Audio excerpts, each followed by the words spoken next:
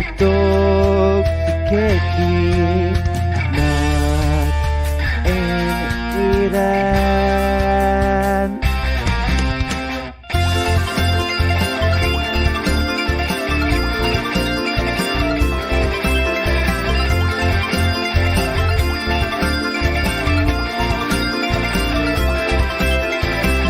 Osashiku Konnichiwa!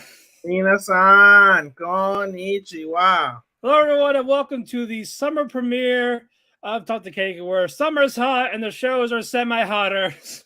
Semi-hotter. Yeah, I'm Matt, and to join me, Ethan, what's going on, buddy? I'm having you dinner doing? since we decided to do a two-part. My dinner consists of, what's it called? English muffin. How depressing. Yes, very depressing. But, Single life. yeah, I know we said we were going to take a 2-week break, but we lied because we caught up on everything. It was a week and a half. Yeah.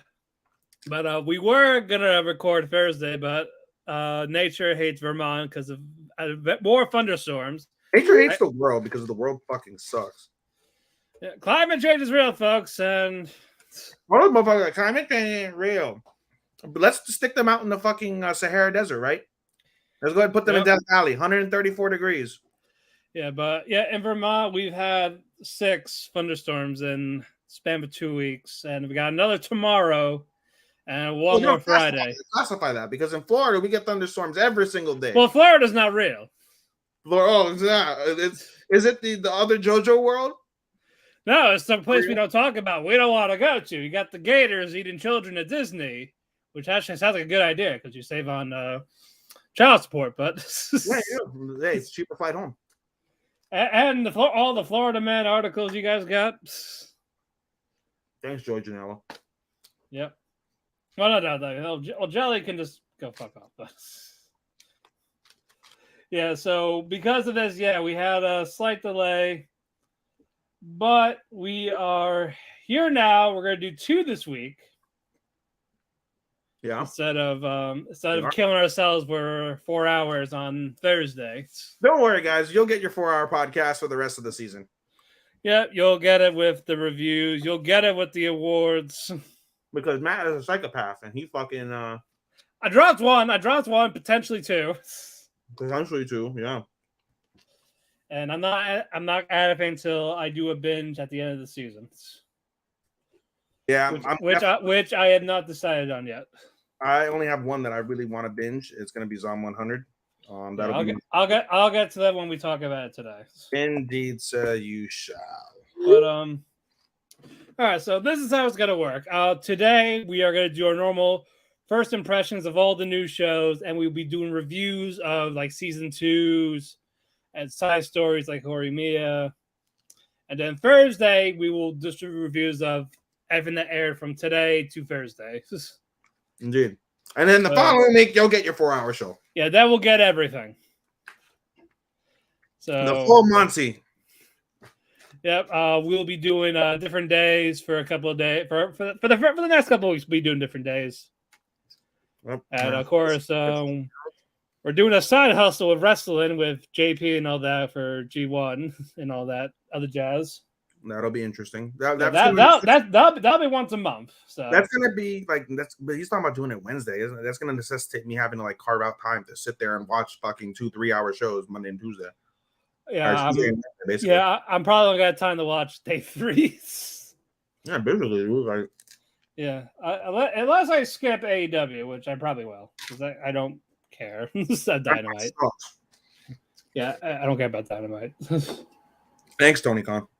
Yeah, no. If he is also booking Collision, I'm gonna fly the floor and just slap the shit out of him. Who, Tony?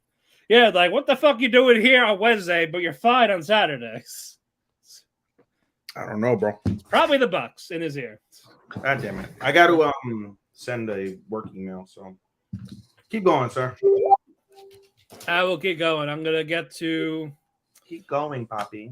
I will get to the news while you do that. Yes, because fuck the news too. Yes, fuck the news. That's right. Fake news. Exactly. What day did we record so I know to go back the week? What day did we record? What day did we do the awards? Shit. The 6th. It was the Friday. No, it was Thursday. It was a Thursday. So the 6th. Yeah, it was a Thursday. So. All right. So from July 7th up. 11 days of news, guys. All right, let's get to it. We talked about the free 65 days to the wedding manga being adapted. I don't recall. Yeah, I've done a lot of. We got that. Well, 365 days to the wedding manga is being again anime adaptations. Original anime are Rainy Protocol, which is going to be like a esports type of anime. Lame, fucking loser virgins. That's coming out fall 23. It's an anime for all the loser virgins. Oh, stop it! That's anime anyway. Ridiculous. I'll check it out. I'll give it the free episode rule. See how it goes. You up on that? Euro Camp Season 3 is getting a 2024 premiere. The manga called The Fable is getting a TV anime. It looks like it's a Yakuza. It's a Hitman. It's a Hitman anime. Okay. Oh, not Bret Hart? No, not that one. It's like the gay Hitman or something like that. I don't know. Gay Hitman. There's the games. The game. The gay Hitman. I was like, no gay Hitman. I'm like, shit, I know we live in Florida, but we don't got to talk about the gay Hitman, bro. You got one there, I believe you. Yeah, man. Pulse. Shit sucked. Let's see. Our dating story, The Experienced You and the Inexperienced Me, is getting a fall 23 premiere. I think we all have that on our watch list. Indeed, sir. I believe we do. Looks like a Akari from the Married Couple one, just not pink hair. Gotta love the gyro. Yes, however you pronounce those. Huh? Yeah, however you pronounce them. Some motherfucker. It's a hero. It's a gyro for the food, but you can hero these huevos. Yeah. Let's see. Mysteries, Maidens, and the Mysterious Disappearances is getting a 2024 premiere. Ooh, Mysterious Disappearances. We like those. We do. Tsukimichi for You. Yes. Coming out winter 24. It's gonna be a series. If you have nothing else to watch, you could binge that, dude. It's not that bad. And it's a 2 consecutive core. I gave it a 4, and realistically, it's a 3.75, but still worth a watch, in my opinion. Yep. Moving on. The Witch and the Beast is getting a winter 24 premiere. Bell Jr. There's no synopsis, so not helpful. But the poster looks good. It's not like it's a fairy beast, but it's more like it's gonna be more like a psychological thriller. So we'll see when the trailer comes out. Indeed. Disney is going to be releasing an original movie September 13th worldwide called Phoenix Eden 17. Hey, it's my niece's birthday. Yeah. So, tomorrow's my birthday, but tomorrow's your birthday? Yeah. Oh, shit. Yeah, 33. Happy early birthday, buddy. Thank you. I'm here doing this with you. No better way. No better way to do it. That's a lot. But I'll definitely be checking out the movie when it airs. What's it about? Let me see if we can get a synopsis. It is a historical, psychological space. It has drama, fantasy, romance, supernatural, suspense. Oh, so a lot of genres. Yeah. From time immemorial to the age of space colonization, there is one legend that has stayed unchanged in every history book. The tale of the immortal bird Phoenix, a being whose blood is said to grant eternal life or wisdom. A radiant figure ensures the continuation of sentient life in the universe as it oversees human civilizations and their development. Yet mankind remains a slave to its habits, from happiness and sorrow to wrath and love. A myriad of emotions continue to play an integral part of human life. Simultaneously, time and time again, certain beliefs and agendas persist over the centuries to disturb the fragile equilibrium of the world's preordained nature and principles. It appears that fate and its dynamic variables can manifest itself in many ways and oftentimes exhibits a bizarre sense of humor. Sounds worth it.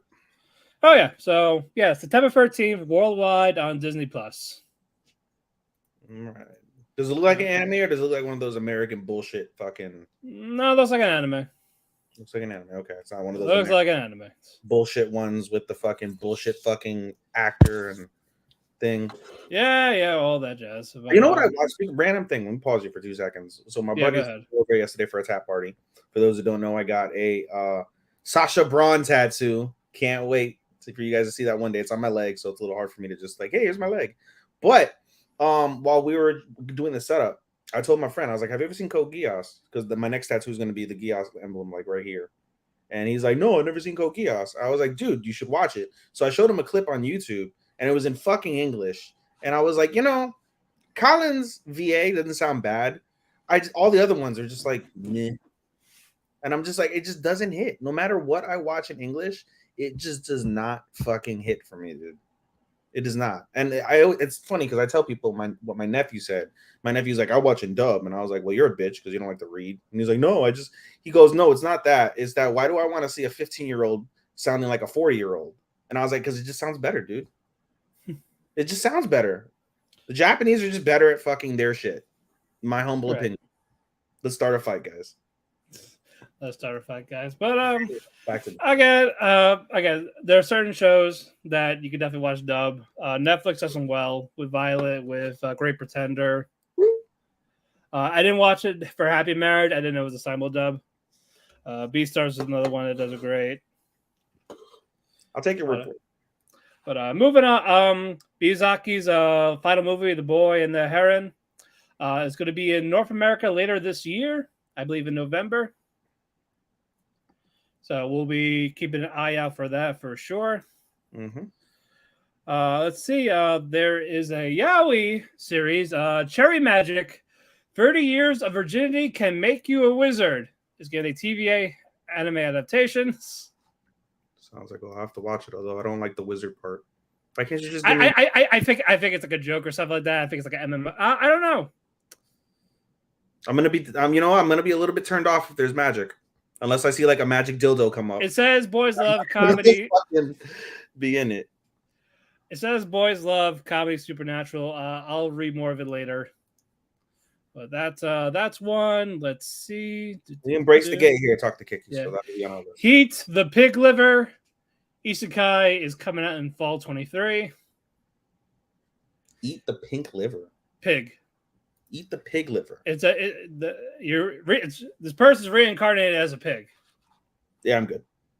Yeah, I'm probably good too.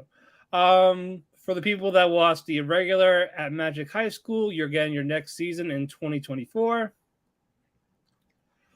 Sword Art Online Alternative Gun Gale Online is getting a season 2. I have to watch season 1 now.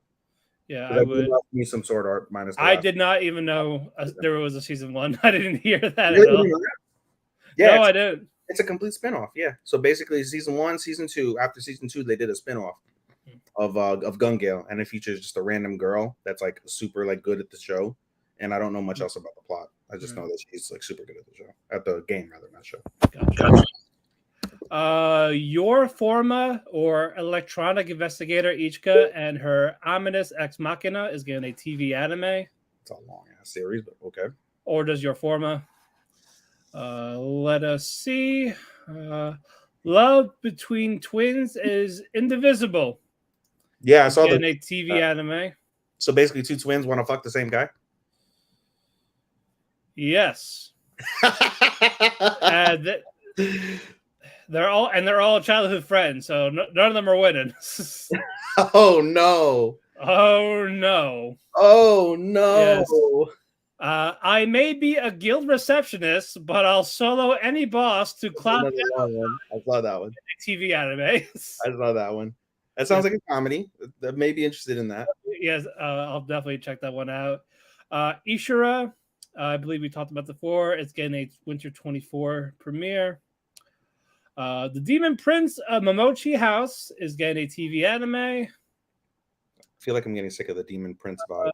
Sabikui Bisco is getting a second season. That was one that came out last year, I believe, in the winter. I know Angel liked that one. Oh, yeah, he did. That's right. I remember. Yeah, it was like an underrated one. That's probably one I would have watched if I did a binge, but I just didn't that time. I feel is that the one that has like them like going on like some crazy cart in like a desert or some shit? I think so. Yeah. Oh, yo, Chris, welcome. Hey, irashimasu. Alrighty, and one more adaptation. Sentenced to Brave Punishment is getting a TV anime. Ooh, what kind of punishment? That's your alley, Matt. Brave Punishment. Is that what they asked for? Is that what? Punish Let's me. see. Well, hold on. There's a synopsis. Heroism, a punishment for only the worst criminals. Those sentenced to the fate of a hero are forced to fight at the front lines against the Demon King's army, and if they die, all they can accept is to be revived and continue the battle. That sounds. But when their leader, convicted of killing a goddess, meets another goddess himself, the contract they forge may be enough to change the world. The world. The world. Go. Yes. Also, Anime Trending revealed their spring winners. Would you like me to read them? Do I have a choice? No. Proceed. All right. Best Supernatural goes to Heavenly Delusion. Makes sense. Slice of Life, Skip and Loafer. Cool. Sci-Fi or Mecha, Gundam. Cool. Music, Blue Orchestra. That we didn't get a fucking that we didn't get.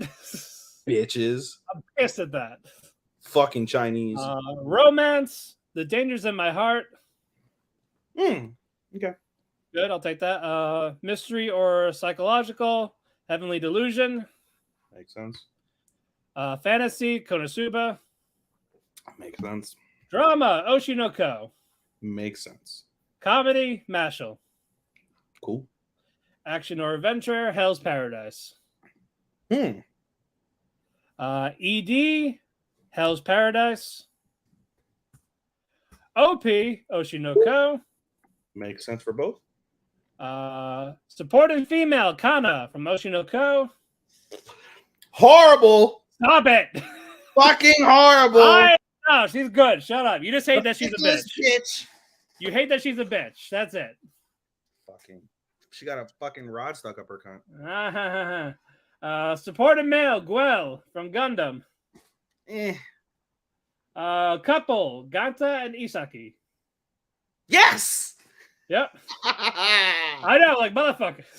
Eat shit, fucking Starman. Yeah. Best female, Kana from Oshinoko. Bro, who the fuck are these virgins voting for these fucking? They like them. Favorite male, Guel. So they won both regular and supported. This is the first time this has happened. Throw it all away. Throw the fucking list away, dude. All right, now for animes of the season, 4th place, Hell's Paradise. Okay. 3rd place, Gundam. Okay. 2nd place, Oshinoko. And 1st place, Heavenly Delusion. That's interesting. You know, like they won by 50 votes. That's crazy, dude. I know. You know, it's funny because you're like, I'm not gonna vote. Why the fuck does my vote matter? You're gonna see somebody won by like 40,000 votes or like 8,000 votes. Like your one fucking vote was gonna matter. Your votes matter, people. For 50 fucking votes, it does fucking matter. I'm very surprised though. So, what do you think? Like, obviously we both love Heavenly Delusion. It was in our top 5. Mine at 5. You at 4. Oh no, I believe it. No, I'm actually happy for it. Yeah, I'm happy it got number 1. Yeah. I'm actually unhappy with it. I don't know. It just doesn't strike me. I expected Oshinoko to sweep it. Yeah, but they didn't. So I'm actually. I know you're thrilled that Demon Slayer is not on anything that you just mentioned whatsoever. Well, Demon Slayer got number 8 and does not qualify for Anime of the Year or even the wild card. That is nuts. What is number 6? One did qualify for wild card, and that was Dangerous in My Heart. Wow. So they get a second chance. Wow. I know. I was surprised. Wild card from Winter. What? What's the wild card from Winter? Can you look that up, please? I can. Hold on. I just gotta go to their their Winter Awards and pull up their thing. Nope, not there. Hold on, motherfucker. God dang. 4-7. I hate that my fucking leg looks swollen. It's kind of like I have a lot of bug bites. Oh, dude, that sucks. Yeah. Well, summer. Bunny Daddies qualified for winter for wild card. Oh. Yep. Huh. And so these are the contenders for the actual anime of the year list so far. Angel Next Door Spoils Me Rotten. Mm-hmm. Magical Revolution of the Reincarnated Princess. Mm-hmm. Tomo-chan. Mm-hmm. Vinland Saga. Mm-hmm. And the top 4 for this season. You didn't say Trigun? No Trigun. Throw the list away. Trigun was like in top 20 of the 30. Oh my god! No one voted for it on anything. Throw it away. I was like, throw it all away. I know it did not have a chance. What the? You said Angel Next Door made it though? Yeah, because it was number 1 for winter. Bro, I don't even fucking know anymore. Yeah, well, Vinland made it. It'll have a better chance now after the second core. Significant American poll. If we were popular enough to have our own website, yes. I mean, anybody can make a website. Well, we have to be popular enough for it to spread around, and we got to figure out how to do all the shit. You could just name it KekiShop.com. And we got to figure out how to actually do everything like everyone else does. We just got to get some income. Let's one of us hit the lotto and just go full retard with the shit. Yeah, win the lotto. Yeah, that'll. Sure. Hey, if you hit the fucking Powerball, imagine. Yeah. What are you gonna do with your winnings, sir? I'm gonna build a website for my anime viewers. But we won't buy our viewers. We're not gonna pull a Muskroll any of that shit. I still think I get your point, and I understand it, and it's a right point to not give that. It's like that's like buying bots. We don't need to buy bots. I just I feel like the fucking checkbox would get us more distribution or something. I don't know, more visibility. The only thing that it gives us is more characters when we tweet. Well, I mean, you like to tweet from the fucking thing.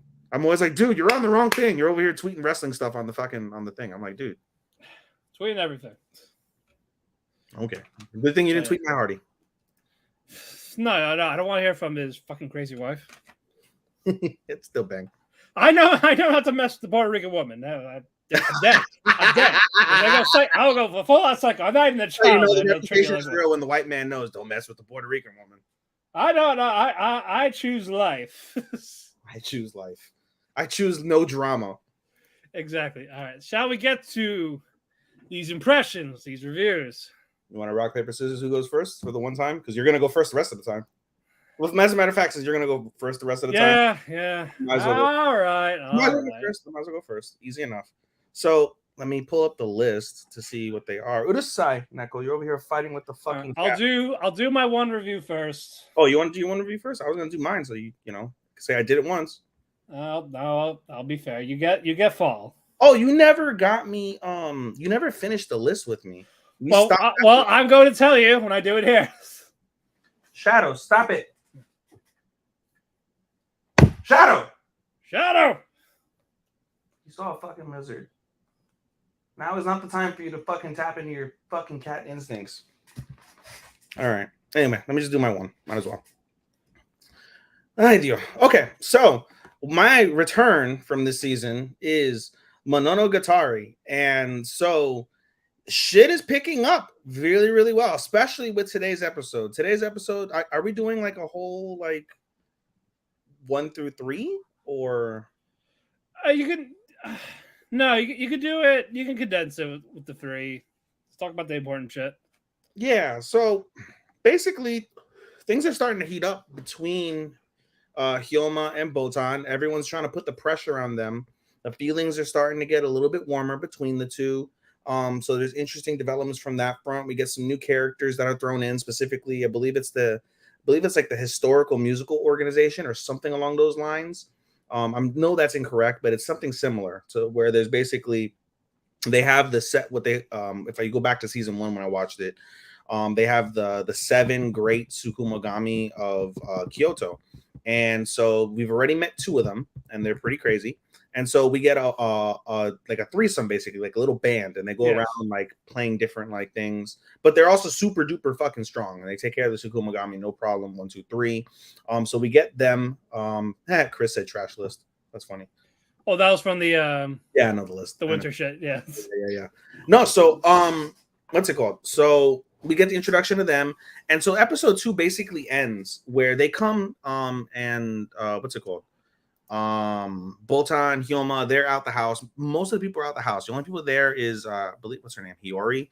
Hiyori's there. And Hiyori basically is talking to the 3 of them, or 2 of them rather, because the other one is out. So he's talking to the 2 main people from that group, and they basically confirm that the real objective of the marriage Tsukumogami that are there, that Boltan like sees over, and they're all family, is to basically what's it called? Seal the Maribo. Again, that's incorrect too. That's incorrect terminology. Sorry for that.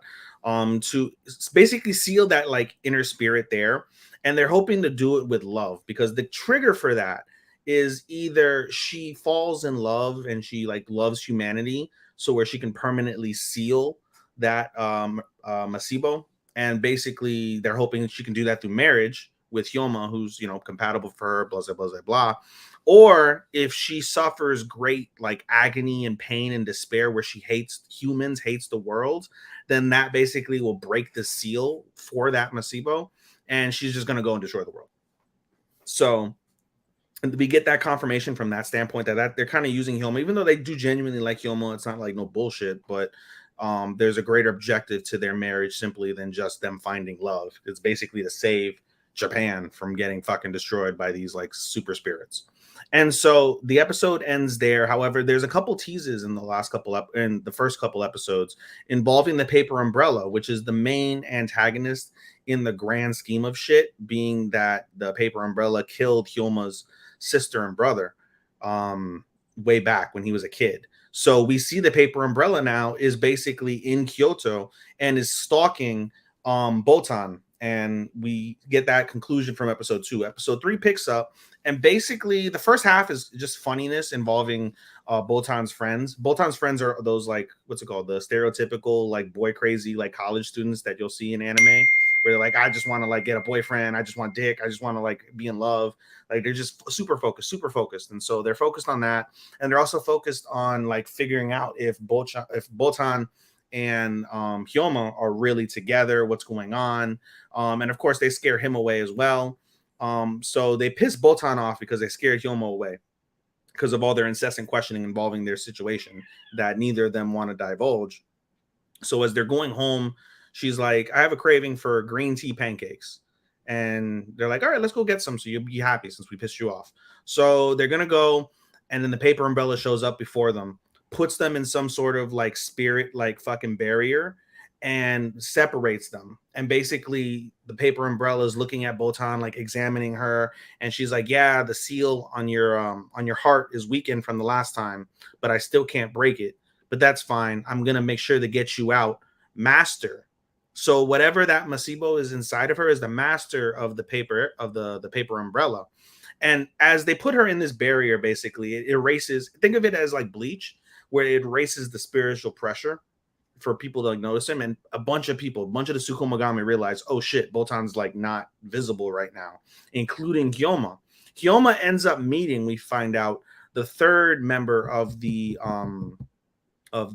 historical music group, whatever the fuck they are, ends up meeting him. And so basically as Boltan is getting like fucking like examined, and she's with 2 of her friends, they got caught up in the trap too. The 2 friends are about to get tortured by like these like demon spirits with fucking, they look like Edward Scissorhands with like fucking blades on their fingernails and shit. So it looks like they're about to get tortured by Edward Scissorhands, and Hyoma comes through with his eraser like little like pendant thingy and erases the barrier so he can get in. And so him and Fukie is the name of the third guy, so they can get in. And so Hyoma's like, Paper Airplane is like, well, how are you gonna beat me when you have to defend 2 other girls? You have to defend 3 girls. What are you gonna do? Fukie puts the 2 girls to sleep so they don't see like anything. They just know like there's a weird situation going on, but they go to sleep. And Fukie is like, well, now you can go all out, right? And Hyoma has this like sinister, like evil, like conniving, like angry expression. Like it looks like a fucking like murderer that just committed murder, is about to commit murder, and he's gonna get off on it. That's the type of expression he had on his face, like really fucking creepy. And he's excited because he's like, I recognize this pressure, this ominous feeling. I see the resemblance. It's the paper airplane. My time for revenge, to get vengeance for my family has come. I'm gonna kill this bitch. And Botan, from her perspective, right before Hyoma comes through and saves her, basically, she basically starts like saying Hyoma, like trying to call out for him.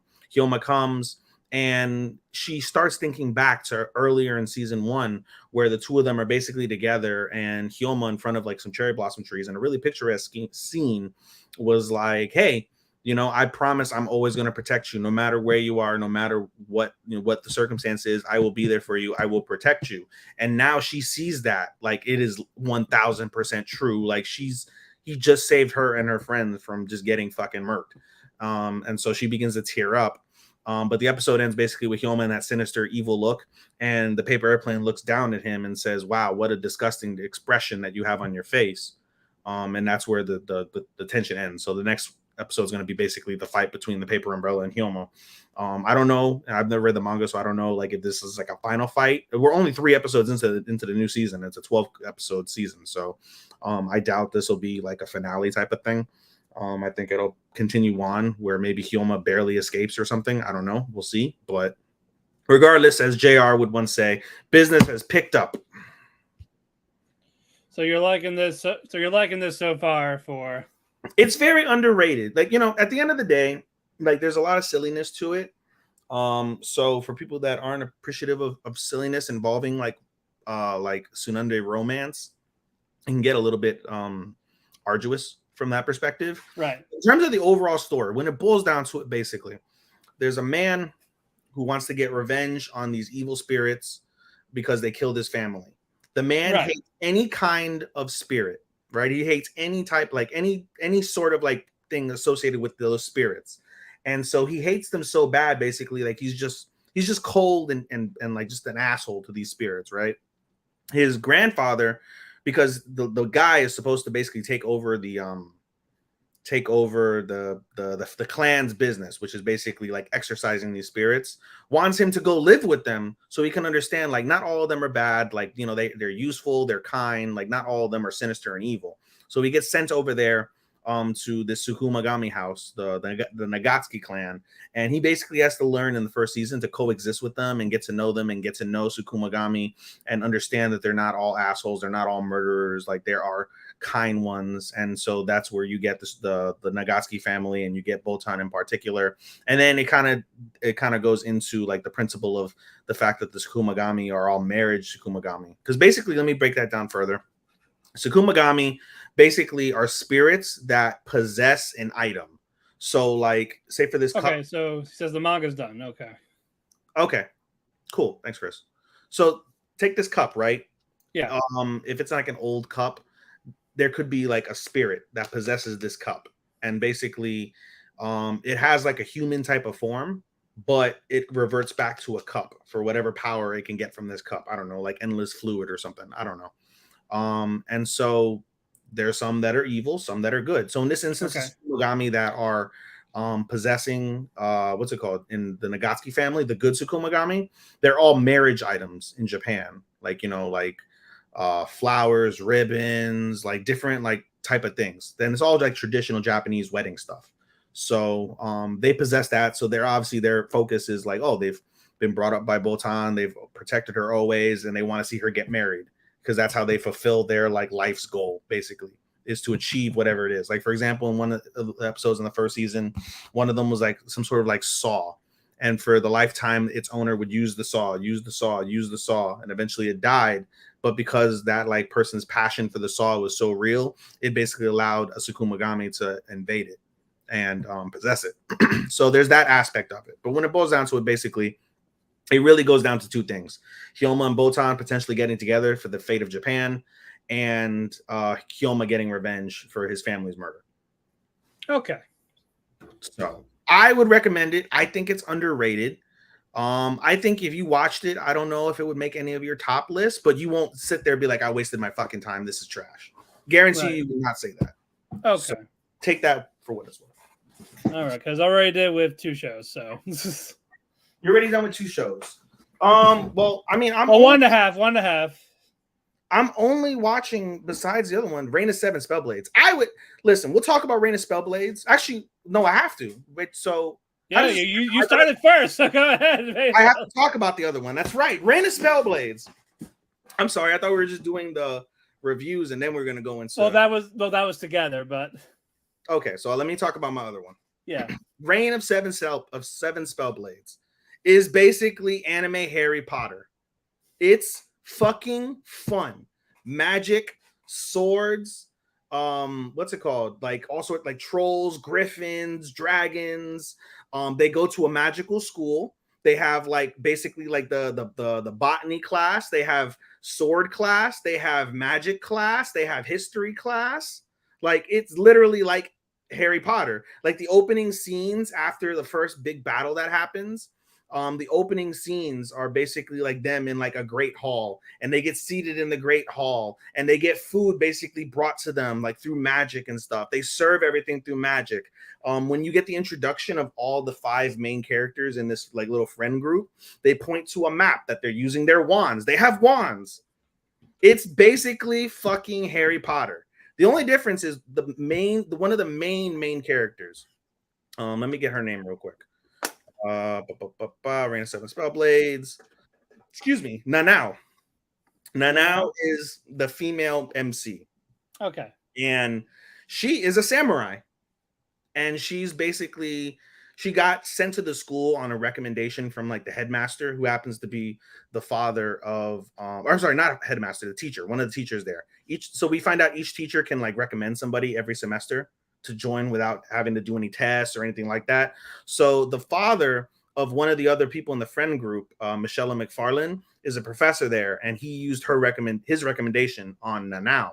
And Nanao, like I said, is a war grizzled samurai, but she's like got the kindest heart, dude. Like she's super sweet and kind. She lives for battle, but she's not like a bitch or like someone who's evil. Like she's got a really kind soul. So that's the female MC. And then the main male MC is Oliver Horn. Oliver Horn is basically like a prodigy. Like he's super fucking good. He comes from an average family, but he's like super talented, super good. And again, super caring, compassionate. And so the story basically revolves around their life in like this magical fucking castle called, what is it, Kimberly or something? I believe it's called. Kimberly Magic Academy. So it's their life. At the end of the previous episode, the last episode, I should say, they just encountered a couple of I guess you could say bad students. They're 5th years. I don't know how high it goes, but it goes 1, 2, 3, 4, 5 at least. Right. So it's similar to Harry Potter, where you have 1 through 7, right? So right. It's literally just anime Harry Potter, but it's actually really cool. Like I said, the animation's really nice. The musical composition, excellent. I like it very much. Like I said, the colors, for me, for animation, like people like the hand-drawn stuff. I like big, bold, vibrant, exuberant colors. Plenty of that here. The magic is cool. The swords are cool. Yeah, dude. Like if I'm going to tell you to pick up one between this and Mononogatari, pick up 7 Spellblades. Reign of 7 Spellblades. If it gets better the more you talk about it, then yes. Okay. That will be the one. Okay. All right. I got one review. I'll do that real quick. The Devil is a Part-Timer, season 2 sequel. So season 2, part 2. They just couldn't fucking say that. Okay. On Titan. Well, they were just before was like it was season. People say it's season 3, but no, the fucking catalog says season 2. So I was like, what is it? No, it's just season 2, part 2. Just say season 2, part 2, not season 2 sequel or season 3. Make up your fucking mind. So with the title alone, that pissed me off. But let's continue. The McDonald's or McRonald's is finally open after basically being renovated last season. Everything's nice, even the toilets, the bathrooms. They have a McCafe, and apparently for Japan, a cafe consists of hot dogs, of course, the coffee stuff, and some other snacks. So Mao saw all this. Mao, Shiro, and Hanzo, they're all hanging out in their small, crappy apartment still until the girls came. So Suzuno, Emi, and Chiho, they drop out the baby Alice off, saying, hey, take her away because we got to go talk to Chiho about something, but you guys stay here. Don't talk to us. Don't go near us. So, but they're being sneaky. They're being suspicious. So Mao doesn't mind because he gets to spend time with the child, but of course, Shiro, the right-hand man, is like, they're on the stuff, so I'm gonna go follow them. So he goes to follow them when they're outside. This is like day 2 now because basically Chiho keeps blowing off Mao. It's like, hey, you want to hang out? I'm busy. What about this day? I'm busy. So now it's suspicious. Okay, what is she doing? No, I'm just kidding. Yeah, no, stop it. All the girls are being secret about it. They don't want to tell Mao yet because apparently it brings death and destruction to some people. Okay. So like, okay, that's fine. So Mao and Shiro follow them to a bathhouse, but it's like a holographic illusion. It's blocked off. It's sealed off. Okay. So they can't get in. Okay. So like, okay, fine. And of course, the fucking landlord, who is now in the Amazon, in the jungle exploring vacations, say, oh yeah, guys, can you take care of the weeds? If you take care of the weeds, I'll pull 150K off your rent. Wow. Sorry, 15,000 yen. I'll pull 15,000 yen off your rent. Okay. Like, okay. So they pull the weed in. They're trying to get it. So basically the girls come, they help out. Yeah, stop it. They all help out. So Mal's like, oh man, this is a good time to go to the bathhouse because we're all dirty. He's like, oh, why are you guys here? Oh, is this a problem? Like, no. It's like, fuck it, it's fine. So of course they're in the separate baths. You hear yelling, screaming from the girls' side.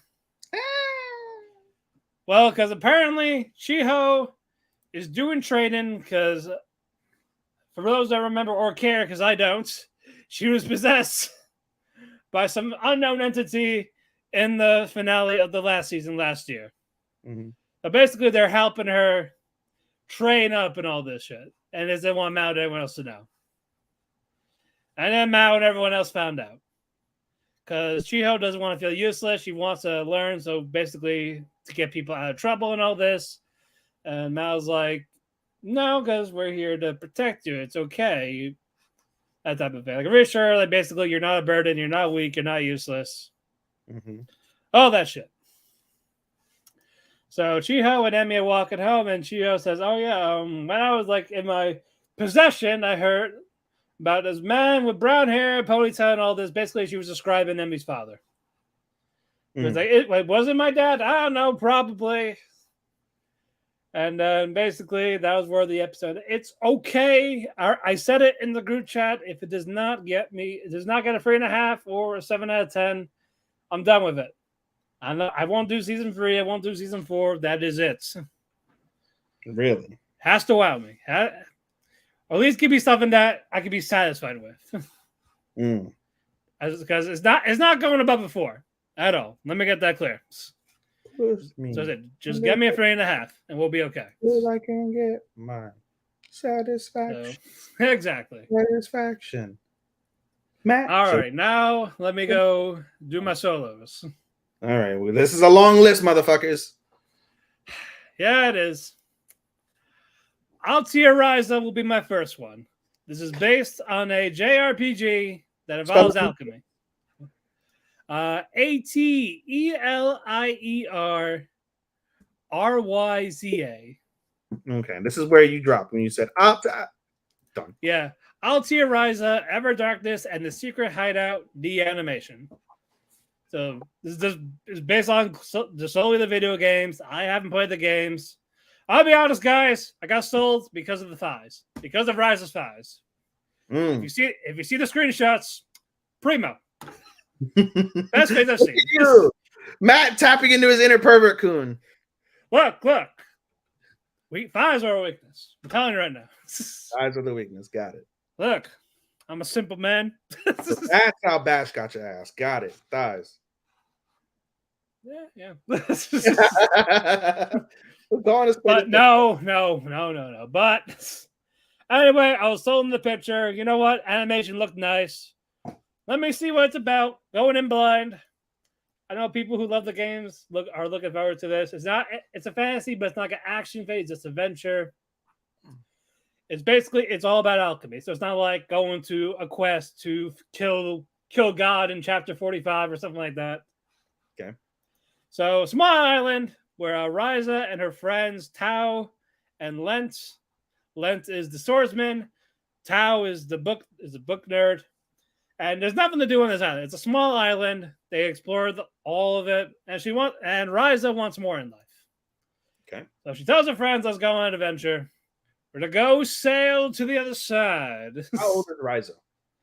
I believe they're 17, 18.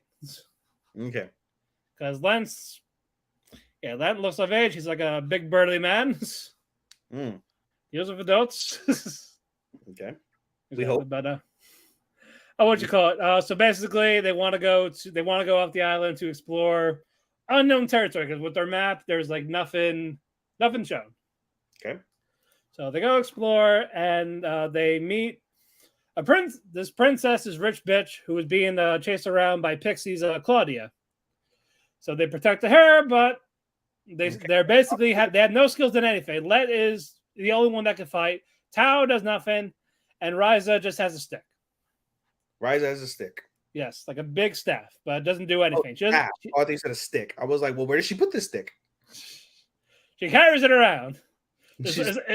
Does she walk softly? Not that stick. Does she walk around? Does she?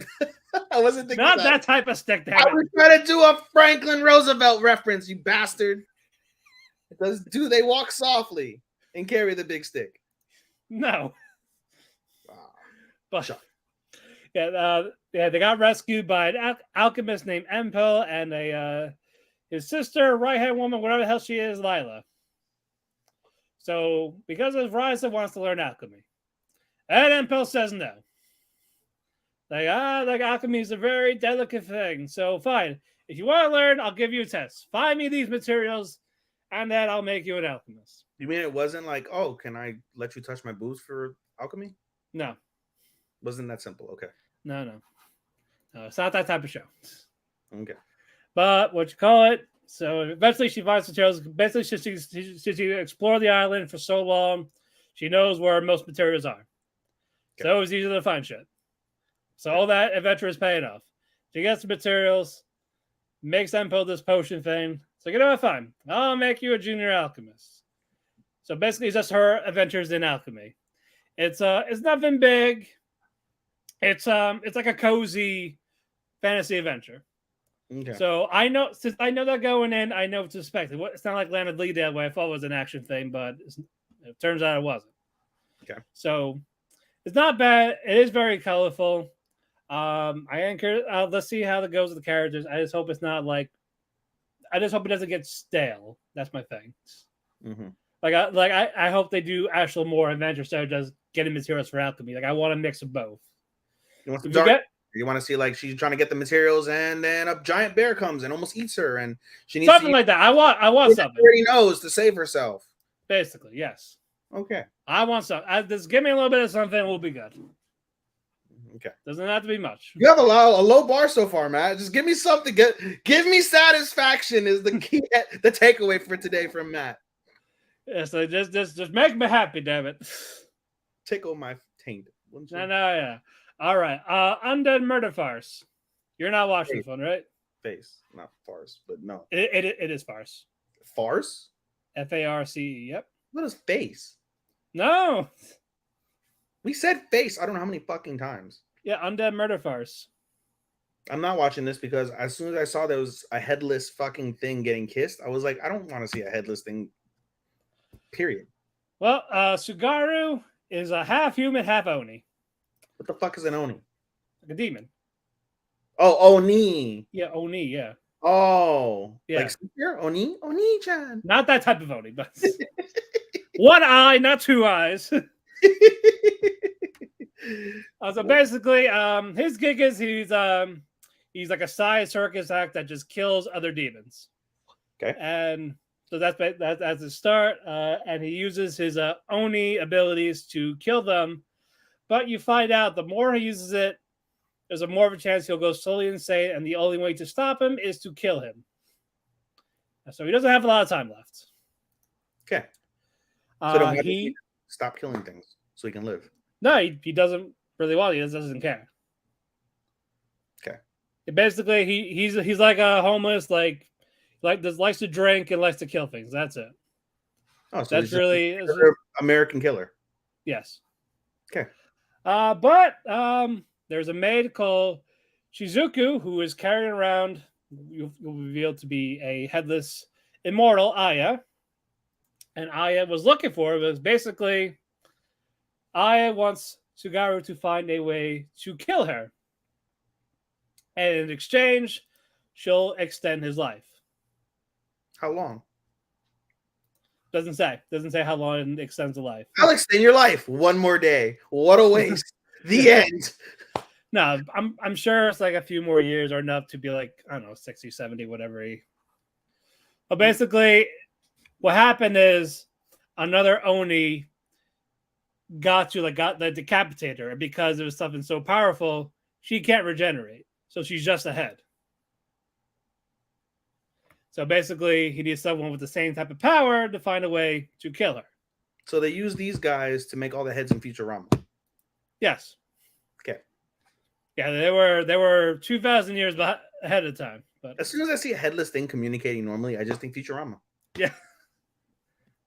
Exactly. That's the only way to think about it. We're gonna have a tank full of water. Okay. Yeah.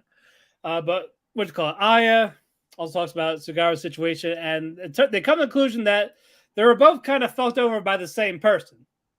So basically, instead of killing her, why not work together? Look for the son of a bitch. Beat the shit out of him. So it's like, all right, we will do that. So if you're gonna help me with this, I will do your life thing. So they had to basically contact, like physical contact. So that's why the kiss. They sealed it with a kiss. And they're up. The second episode is actually the vampire arc. So basically, they travel to Europe. There's a Dracula, and not his name's not Dracula, but it's a vampire family, rich family, wealthy family. The wife died by a human, like stake for the heart and all this. Their own knees? No, we don't know. These are vampires. These are vampires. Are humans, so. I said, they don't know who did. They're assuming it's humans because humans kill vampires. Okay. So, that's right. You said Dracula. Sorry, I completely. Yeah. Went over my bad. Yeah. Basically, yeah. This family is vampires type of thing. Because Aya was called over because she's good at like it's like a detective thing. It's a mystery. Okay. So basically, as they do these clues, they'll get closer to the guy they're looking for. That's all it boils down to. But Aya figures everything out. I love the chemistry between Aya and Sugaru. The maid Shizuku, she really doesn't do anything. She does fight though. She does fight, but most of the time she's just carrying the head and following orders. Does she talk? She talks, not much, but she talks. Basically, Aya does the talking. So you have a mute. Okay. Yeah, Aya does the talking. Sugaru pitches in, and basically he's a little bit of comedic, but again, it's more the chemistry between those two. So Aya's like, well, who knows? It's not from a human. It's probably one of you, basically, one of the people in the vampire family. That was where the second episode ended. It is definitely interesting. I do want to know more of the world with it. I want to see Sugaru's actual powers, like his actual abilities, instead of just killing random fucking creatures at a circus. Okay. Basically, I think Aya's gonna make Sugaru go his like full potential.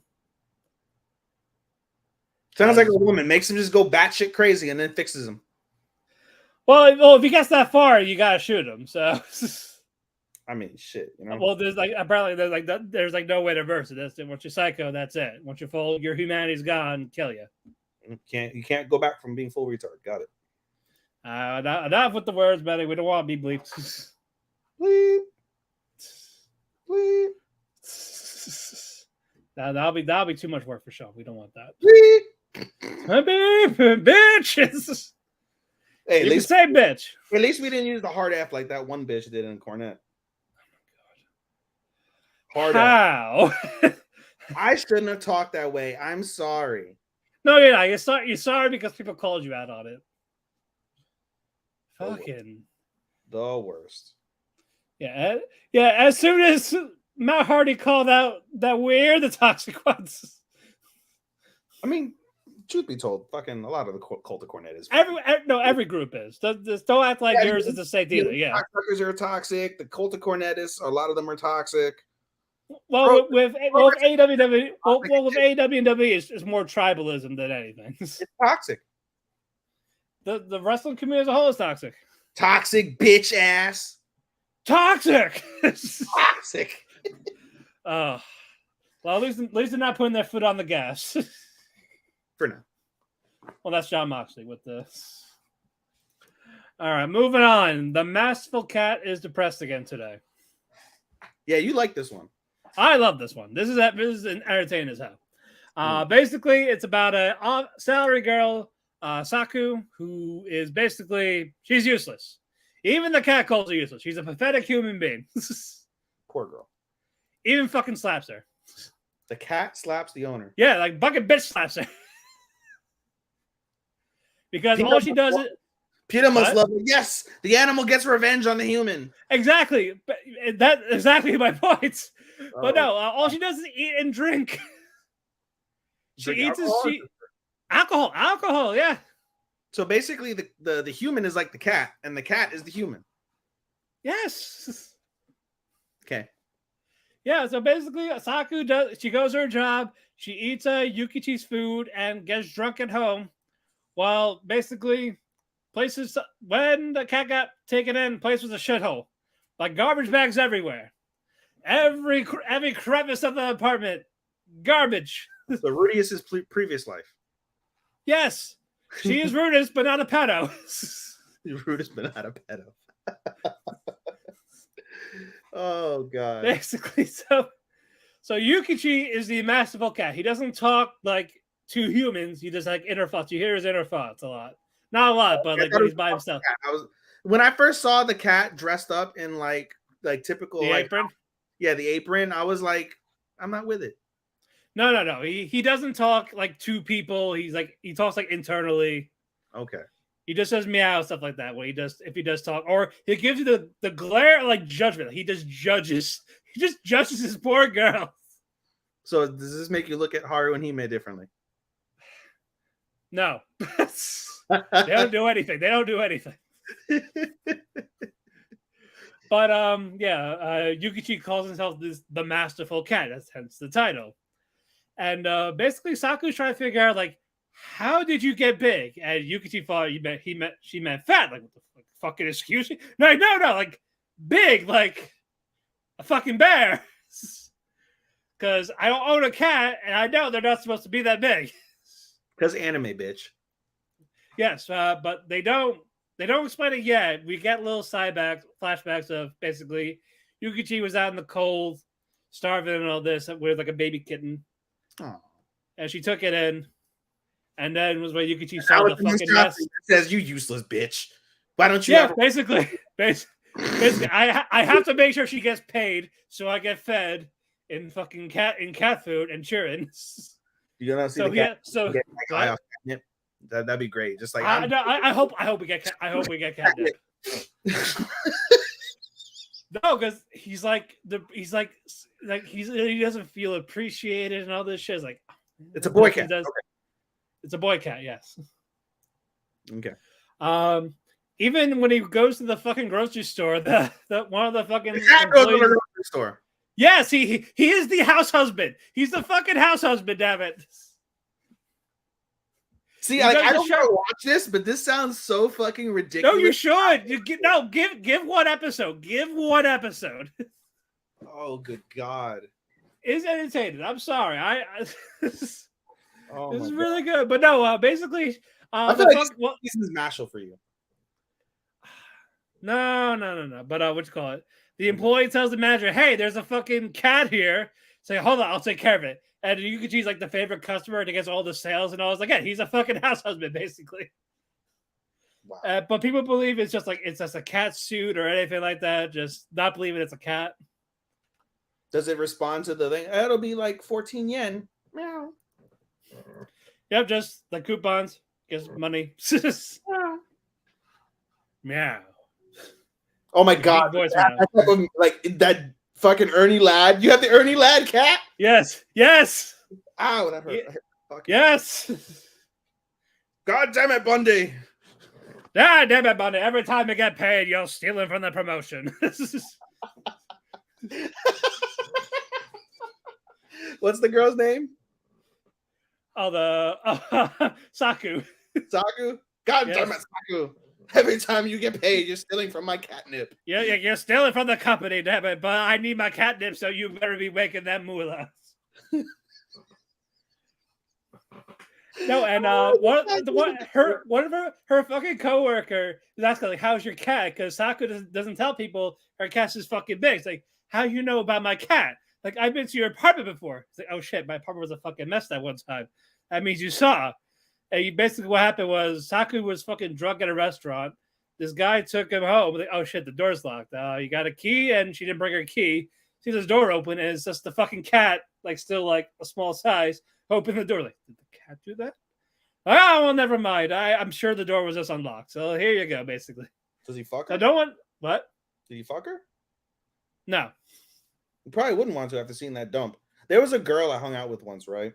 Yeah. And like she's a cool vibe, right? I'm cool with her. But like I went in her house and her house was just like so like I went in her kitchen in particular and it was just such like trash. And I was like, even if I wanted to fuck you, like I would feel so dirty fucking you in this home. Yeah. Would not recommend. Yeah, would not. No. That's basically if someone's house is like that and just choose to not take care of it, that's a red flag. It's a big flag. Yeah. But yeah, I can't wait for more. This is very entertaining. This is stuff I did not expect to be this good. Mm-hmm. I expect this to be average. I'm telling you, just give it one. Just one. You got your satisfaction early. One was enough to go. You know what? This is really good. I'm sticking with it.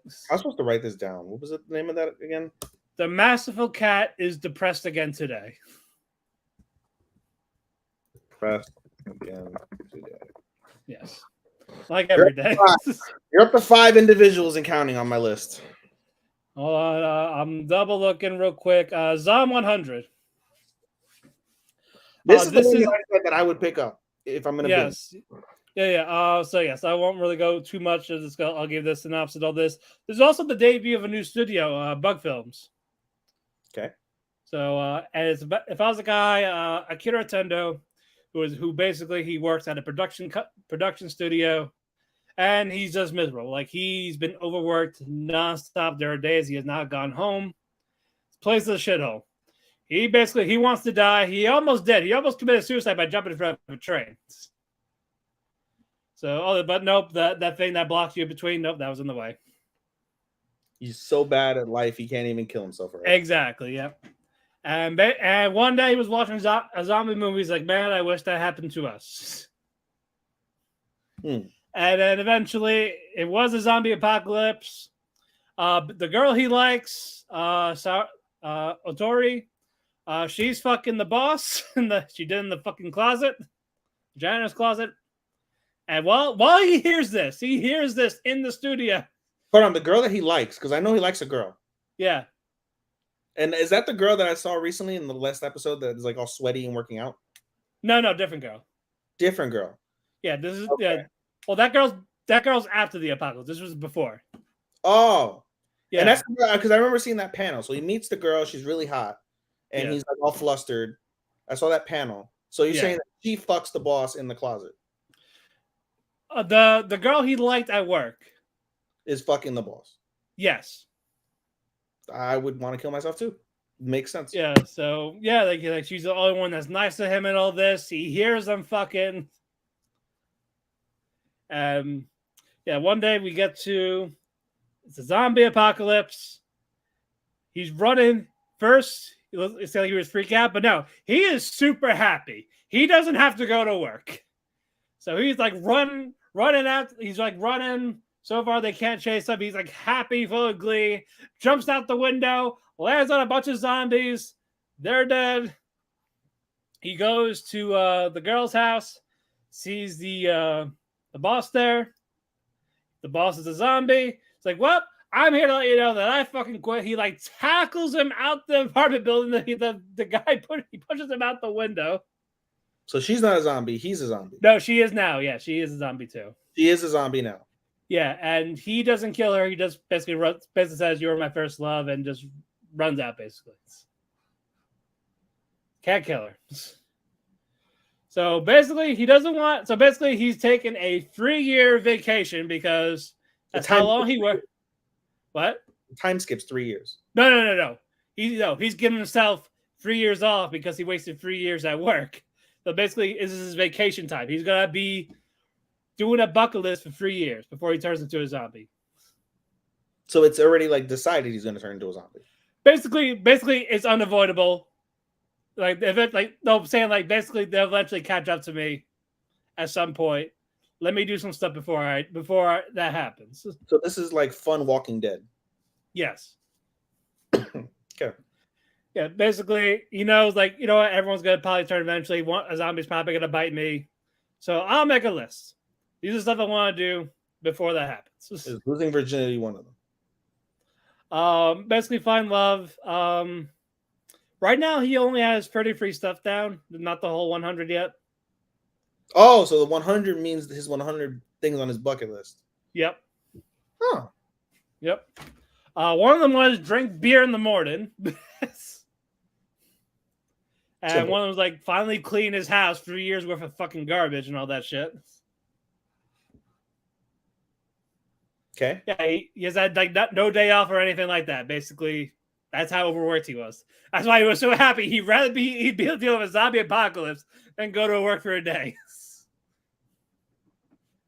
But no, this is entertaining as hell. The animation's great. Not bad for our first new studio. So I can't wait to see what they do with this series and if they make more. But yeah, definitely one of my favorite animations so far. Okay. I think I have one more. Hold on. You're forgetting. I know one you haven't said yet, sir. Well, I know I haven't said that one yet, so I'm waiting to double check. Yep, this is it.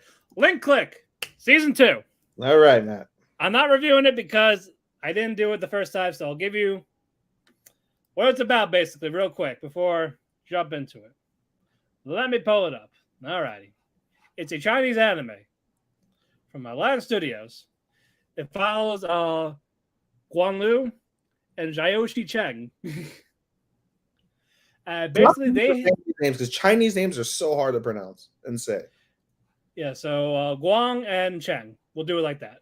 And Lin Qiao, basically, she's like a side character. Basically, she runs the photo shop that they are in, and they owe her money. So basically, they're doing this for basically.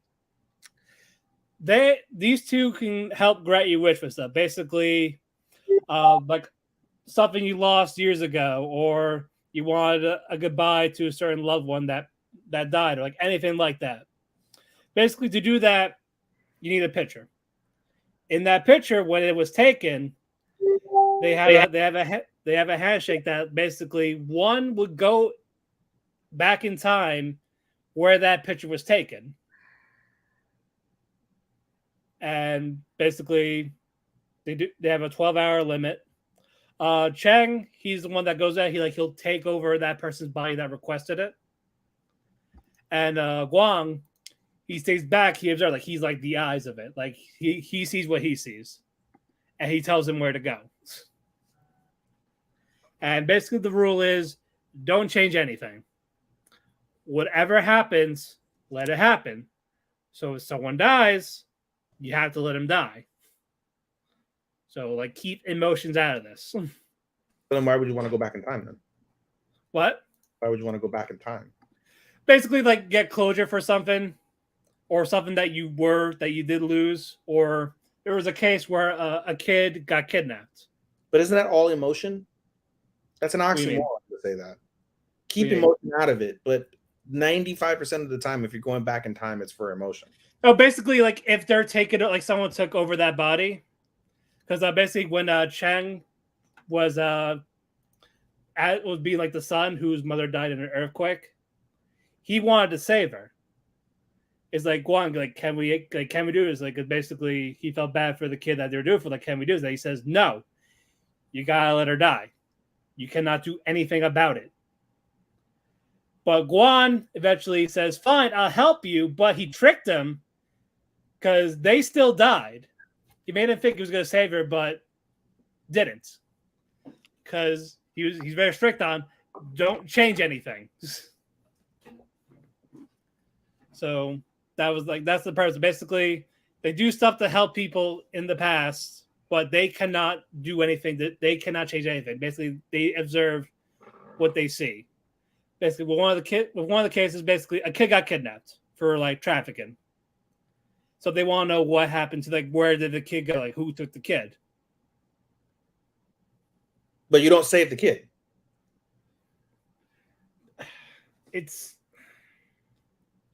That would piss me off. Like this. No, this the kid. No. The kid. No, the kid is saved. The kid is saved. They're able to find another picture where the kid is for Chang to be like as the kid. Like in the kid's body, to basically not like escape as being child trafficked. So it's a little complicated. A little. It sounds like literally like picking and choosing who you want to save and who you don't, because you shouldn't save, but you're going to save, but you can't save, but you're going to save anyway. Boss of eight, there's consequences. There's consequences to everything they do.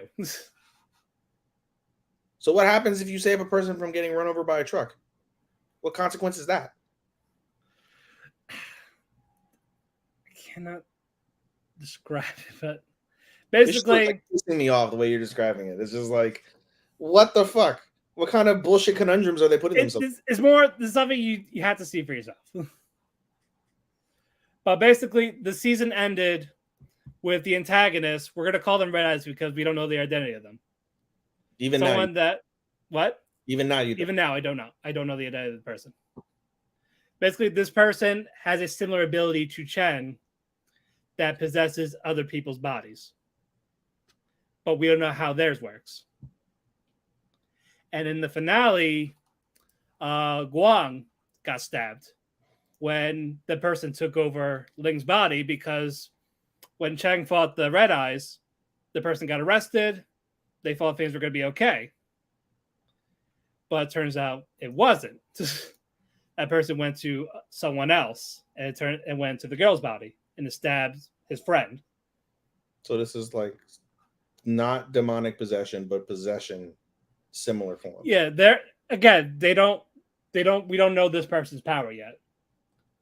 But it also involves pictures. But we don't know what yet. They don't know either. Because basically, again, Cheng he can teleport through pictures in that time zone. Or even when he fought Red Eyes in the dark room where they make the pictures, he can clap and it goes into another picture, but it's just the same room, he's in another spot. Basically, he's like teleporting, basically. So he's using it for himself, because basically he has that power, while Guan is basically he observes he observes through him in these timelines. So eventually, Red Eyes left Ling's body, and the cops were there, so they arrested Cheng because he had the knife that she had. Because after he disarmed her, he had the bloody knife still. So he was telling Ling, like, it's okay, like, I got it, like, type of thing. So he's arrested. Guang's in the hospital. They were like using, and the person that Red Eyes took over in jail, he's also in the hospital, like something like choking himself. It was yeah. Red Eyes used that body as a distraction to make him kill himself. So basically, he can go possess someone else, and we don't know. And we don't know who this Red Eyes is. So all over the place. It's a mystery. It's a drama with the supernatural. Guang is alive. He did live, but they told Chang he died when he was in Holden because Chang and Guang, they were working with the cops with this with some of these cases. Mm-hmm. So it was a cover story. Basically, the person Red Eyes used to hang himself, he died. So Chang, he was again all dressed up, like, you're gonna go say goodbye to Guang and all this. Like, did you know? He goes there, he's about to cry, and he sees Guang like sitting at the hospital bed. It's like, why the fuck you crying? He's like, it's like what the fuck? Like, I thought you said you knew. Yeah, basically, he's like, I'm sorry to disappoint you. Yeah, that's funny. Yeah, so one of the detectives like, I thought you knew. It's like, is that what you meant? Like, oh. Because the detectives knew that it was a cover-up, but he fucking knew. So he wasn't smart. What? Yeah, no. He was not smart enough. So basically, the cops were fucking with him in Holden. It's the wrong way to fuck with somebody. Hey, your friend's dead. Yeah. Just kidding. Your only friend is dead. Ling, she found out, like I do remember being possessed. Like I know everything. And what you call it? The cop that was with him, he's missing. She's like, where the fuck did he go? So the other detective was like trying to call for him, like he went out to the hospital, and you see the detective basically fall out the window, land on the cop car. So Red Eyes took over his body to make him jump and commit suicide. What the fuck? Yep. It seems like some rendering type shit too, in a way. Some what? It feels like some summertime rendering type shit with the cop. It is. Yes, actually, yes, but you don't go back. Like you don't when you die, but when you die, that's it. Yeah. That's the thing. On their way to the hospital, Chang had the picture of Guan. They had the detective's photo of 2 years ago. It's like, I should go back to say Guan, but Guan remembered from Platinum, like, don't change anything. So he actually respected his wishes. Like, if he's dead, he's dead. It's like, oh, but for episode 2, basically Red Eyes' gang is like observing, like basically they broke in the hospital. They want to kill them, basically. So we had a cool badass fight with Chang and Ling, I guess one of the guys, and Guan says he's still recovering from being stabbed.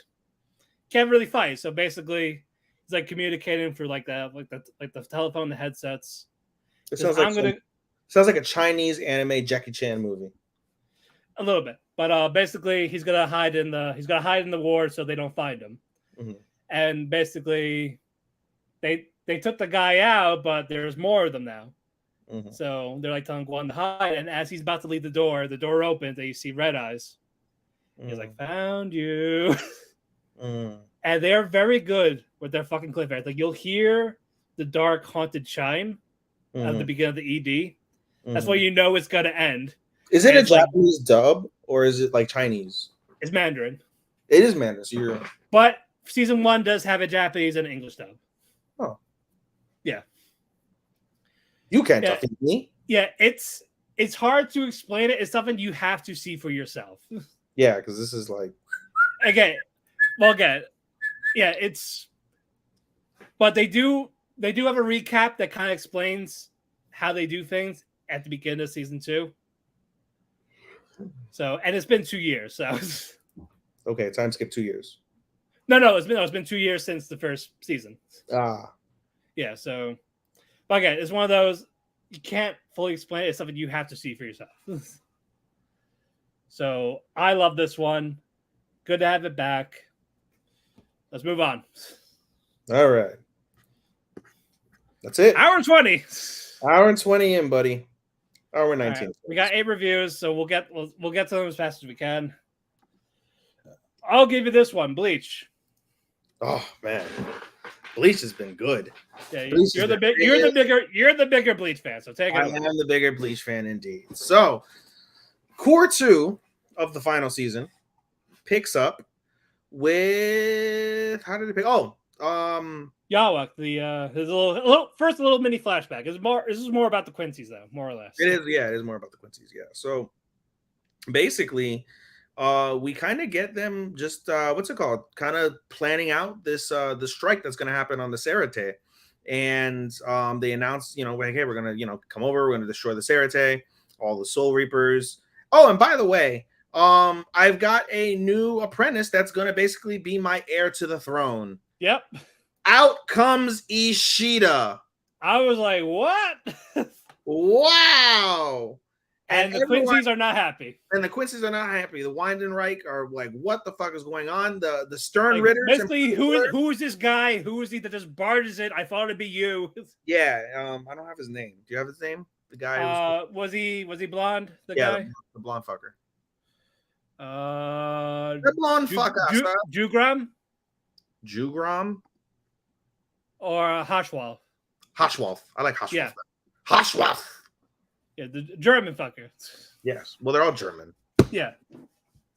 Basically, they thought he was gonna be the right hand man. Everyone was like willing to. We would have accepted it. It makes sense. Yes. And they're like, well, that's not I'm just the commander of the Stern. Also, before that, a girl's like, I need to fuck someone and kill them. Yes, basically, we get what's her face? Is she on? I don't think we have her name. No, fuck, I forget her name. Anyway, one of the Stern Ritter is like, you, cute boy, come to my chambers now. Okay, no problem. And then as soon as you see his face, like, yes, it'll be my honor. Yep, and cut in half. Split in half. And the girl fucking Stern Ritter is just like, zip. So I think she might have shown him her titties. Well, apparently the manga, they had sex, so they just didn't show it. There's nothing. I looked it up. I deep dive trying to find this shit. You did. There's nothing in the manga that specifically says they have sex. Okay. That's just the assumed idea that they did have sex and she killed him when he was done. That which seems like the right thing to do. Yeah, right. But doesn't that, what animals is that, like bees or something? What bee is it, like they have sex and they kill the guy? Mantis. The mantis. They eat the head of the male after. Yeah. So it's like that, yeah. So they're calling her a horse. Like, you get all the cute ones after. Yeah, you can't kill all the cute guys after you fuck them. What the fuck? She's like, yes, I can. You. So basically, did some catty bitch talk between all the girls, like saying, "You're a whore. No, you're a whore. Well, you're a slut. Well, you're a skank." It just went back and forth. But the main thing for this episode was Ishida's talking to Yawa. Basically, why did you pick me? Yes. And basically saying, like, you're the last surviving Quincy. Like, why is that?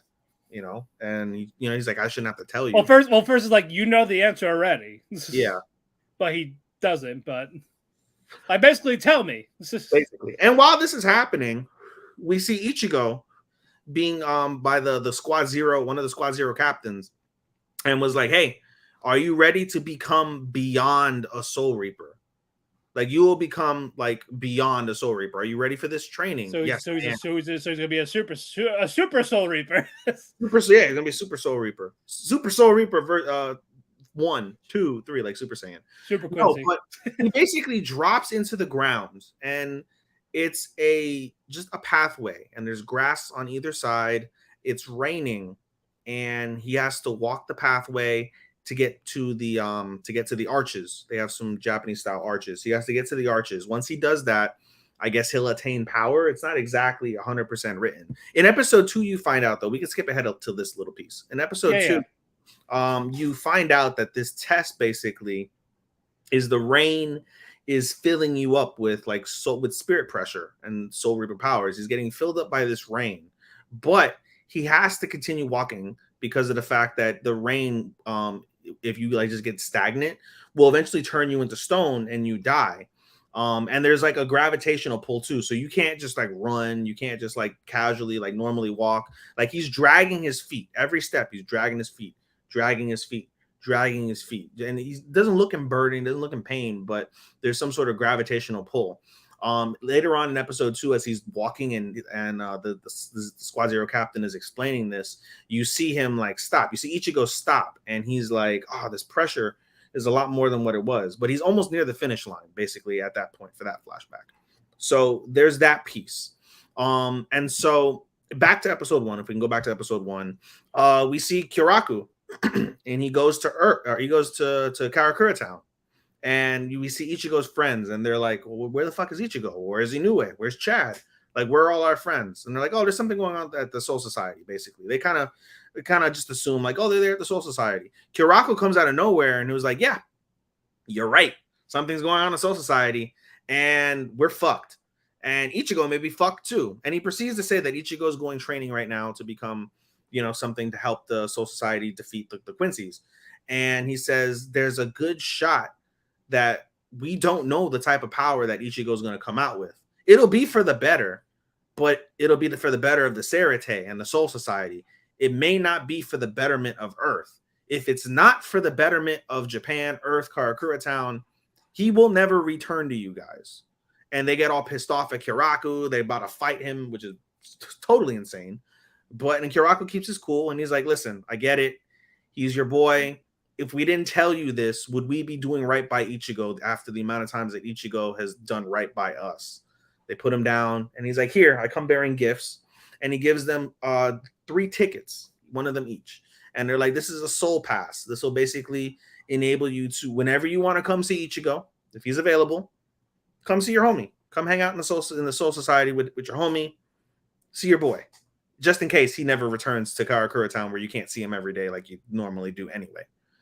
So there's that piece, and that's basically where episode 1 ends. Actually, no, I lied. Episode 1 does not end there. Episode 1, basically everybody's kind of training, doing their own thing. You see a little training session with Rukia and what's his dick, Abarame, and they have this little training session. They're like, oh, are you ready to go next? Like, move on to the next training? Yep, we are. Kuchiki Byakuya, he's back and he's fully healed. He's like, we see the other like Squad Zero guy, like, hey, this is the longest anybody's ever spent soaking in there ever. Like, what the fuck is wrong with you? And he's like, oh, I feel like $1 million. This is good. Let's get to training. So everybody's healing, everybody's moving on. And then all of a sudden, you see a red light overcome and completely like surround and engulf the Serite. And basically there's a German name for whatever this barrier thing is that they cast. Excuse me, Ishida's the one who casted it. And so basically this enables the Quincy's to go through, the Wandenreich, the Stern Ritters, and the battle commences. But before the battle commences, Yahweh, I always call him Yahweh, even though it's actually Yuhabak, if we're being honest. Yuhabak. Yahweh sounds a little easier. Yahweh is way easier, but it's yes. not Yahweh. It's Yuhabak. So I'm gonna say it. With disgust in it. Yuhabak goes to both what's his dick? Hashwalth and Ishida, and is like, hey, do you remember the Quincy story? And it's told in season 1, right? And it said, what is it? The Soul King. There's like the Quincy King. I think it's like what the Quincy King takes 990 years to become awake. It takes 99 years. No, 90 years. No, 900 years, 90 years, 9 years. Yes, I'll get to it in a second. So it's 900 years. He's basically what's the first one? He is exiled. The Quincy King is exiled for 900 years. It takes 90 years rather. Yeah. For him to to awaken or something, some shit like that. It takes him another 9 years to gain his power, and this is what Ishida recites. And Yuhabak is like, that's true, but it's not complete. The last part of that poem is 9 days. It takes 9 days for the Quincy King to destroy the world. Let's start the 9 days now. And at the beginning of the episode, he gives all the Wandenreich the one principal mission: destroy everything, leave nothing alive, basically. And this is where the 1,000-year.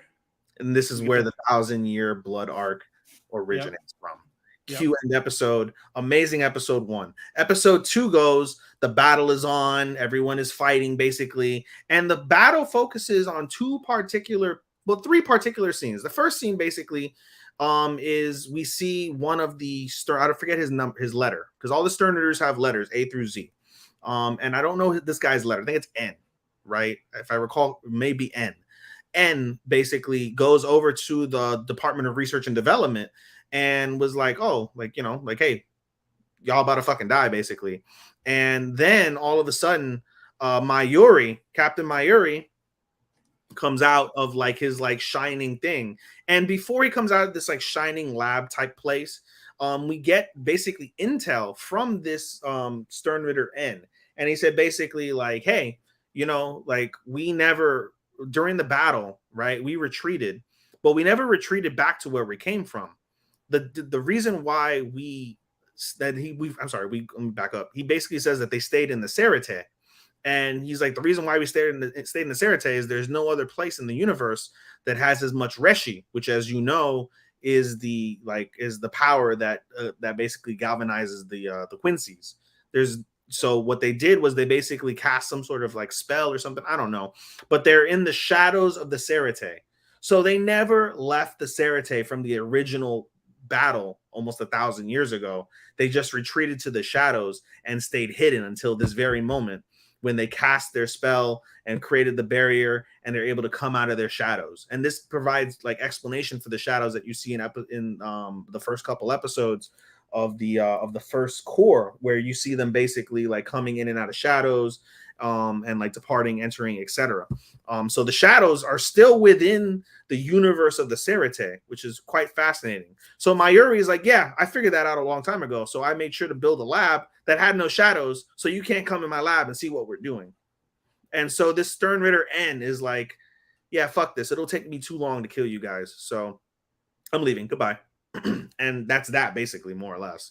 Meanwhile, the other two battles focus on Baz B, which is one of the under Stern Ritters. Yes. And he's facing against Hitsugaya Taicho. And Hitsugaya and Matsumoto, right? Matsumoto? Yes. Yeah. I believe so, Matsumoto, the big titty girl, as everyone knows. They go off against Baz B. And basically it becomes Baz B's fire, because his premier power is fire, versus Hitsugaya's ice, and Matsumoto's ash. And of course, if you remember from Core 1, what's it called? Hitsugaya doesn't have his Bankai anymore. His Bankai got stolen during that initial invasion. So he's been training nonstop to try and get as much power as he can out of his Shikai out. And he has a little bit of trouble until Matsumoto helps him. And then they're able to kind of stifle Baz B, which is a good point. Meanwhile, we see another scene with I forget the guy's name. Who's the fat lieutenant? Do you know his name? Fat lieutenant? Yeah, the fat guy. And he's like from royalty. Which was he look like again? Like he's kind of receding hairline. He's got a little curl. On the Soul Reaper side, right? Yeah, Soul Reaper. Yep. He's on Soifan's team. But basically, as Matt looks that up, we see a nice little exchange between him and his younger sister. And the younger sister's crying, like, I don't want you to go. Like, I don't want you to die. And he's like, who did he fight? I don't remember the Stern Ritter, but it was like the machine Stern Ritter. Anyway, so we get this battle basically afterwards where he's like, it's all good. I'm going to protect the Serite. I'm going to protect you, the family, our friends, all of that. Right. And then this machine Stern Ritter comes and basically beats the shit out of this fucking Soul Reaper and was like, listen. Soifan? She's part of, like, he's Soifan's lieutenant. He's Soifan's lieutenant. Anyway, so the Stern Ritter is like, where's Soifan? Like, where's Soifan? Asked him 3 times, where's Soifan? He's like, I don't know. I'm being serious. I do not know. And even if I did, I wouldn't tell you. And even if I did tell you, she's still going to beat your ass. So it doesn't matter. And so basically he's like, all right, well, you won't tell me anything. I'm going to kill your sister. And as he goes to kill the sister, we see Soifan. And Soifan pops up and basically takes it with her new power from her Shikai, takes it to the Stern Ritter, beating his ass left and right all over the place. Like, she's quick as shit. She's doing fantastic, right? While all this is happening, we see Kyoraku and his lieutenant, whose name I'm forgetting, they get visited by Hashwalth. And Hashwalth basically is like, yep, here to kill you. You're the new captain. I don't give a fuck. You're gonna die anyway. And so basically, the lieutenant uses a keto, and it's like a barrier. And she goes, "Listen, you didn't think that you left." Like we wouldn't do anything, like any countermeasures. You left so much spiritual pressure all over the Serete. Of course, we were going to have countermeasures against you guys. And so basically, Omeda, is that the game? Omeda, yes, that is his name, Omeda. Okay, yeah. And so then, can you do me a favor and look up the lieutenant for Kyoraku? Kyoraku's lieutenant, yeah, the girl. Yeah, hold on. Anyway, so she's like, you didn't think we would have countermeasures? Of course we have countermeasures against your ass, basically, right? The fuck? And so, oh, and I forgot. Let me back up 2 seconds really quick. That's more than 2 seconds. In episode 1, we also see Inoue and Chad. They're training in Hueco Mundo. And we see Urahara working on like the Quincy device, trying to figure out a solution for the Quincy device. And that comes into play at the end of the episode 2. So basically, Hashwalth is like, hey, did you perfect that keto, or did you teach everybody that keto? And they're like, no, we perfected the keto so you couldn't get in. And he's like, that's a shame. Instead of perfecting the keto against me, you should have given the keto to everybody so they would have stood a better chance against our Sternritters, because y'all are going to fucking die anyway because y'all are trash. And as soon as he basically says this, the Sternritters that were fighting Hitsugaya and Soifan flip a switch. They completely flip a switch, and they show like more of their real power. And without their Bankai, Soifan and Hitsugaya are it Ukitake? Fucked. No, Ukitake is the captain for Squad. Yeah, I'm trying He's outside of the barrier. We do see a brief glimpse of Ukitake because he lives outside of the Serete. He was not caught up in the barrier. So right no, you say that's his lieutenant. Not now, thank you. Again, no. There we go. So Nanao is the one that cast the keto. And so they're trying to basically get Ukitake, trying to get him. And he's not answering for some reason. He must be sleeping. I don't know, preparing. Nobody knows yet. So basically, we see the offensive from the Sternritters. The Sternritters, they kick the shit out of Soifan and Hitsugaya and Matsumoto. They're all fucked up, right? Bad. They're badly compromised. And we find out basically that the Baz B and the other Sternritters, their job wasn't to kill them. Their job was to basically weaken them. So that way, the Sternritter that took the Bankai can kill them with their own Bankai, which is pretty fucking savage. And the episode basically ends with everything in dire straits. Shit is fucked. What are we going to do? We see Urahara call in the Department of Research and Development and said, hey, I figured out how we can get our Bankai back. End episode. All right. No, this is definitely solid. So far, like Core 1 better, but we're only 2 episodes in. We're only 2 episodes in. This is the calm before the storm. That's how I got from the first episode. First season, really the calm before the storm after a fucking storm. Yeah, but basically, think of Bleach as like the first core was the first 3 thunderstorms that you had in Vermont, and now who's going to be the next 3 thunderstorms you had in Vermont? Yeah, basically, it's going to come down to Ichigo fighting Ishida and how that fight's going to go. And I saw on Twitter, and first off, what do you think about the OP and ED? I got old school vibes from the OP. Very old school vibes. If you notice, somebody pointed this out that they basically do like hidden storytelling in the OP, where you see them basically like having like casual time basically, and you see toward the end of the OP, Ishida is playing a violin, and you see Ichigo playing a 2-necked electric guitar, and the hidden meaning behind that, the 2 necks are his 2 new swords. Ishida's string is like a bow and arrow, like the bow and arrow he uses. Hidden meanings. Yeah, that was dope. No, that's actually very good. Yeah. All right, moving on. Your favorite, Rent a Girlfriend. Oh God. You know what? Season 3 is here. Before you say anything, I'm invested in the story more than I've been the entire series. Agreed. Proceed.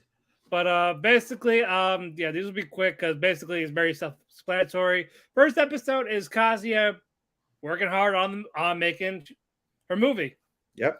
You want Chizuru's movie for the grandmother. Yep. And basically, Chizuru and Kazuya, of course, are having their outside talks where they're not in the same room, but they're outside of their windows.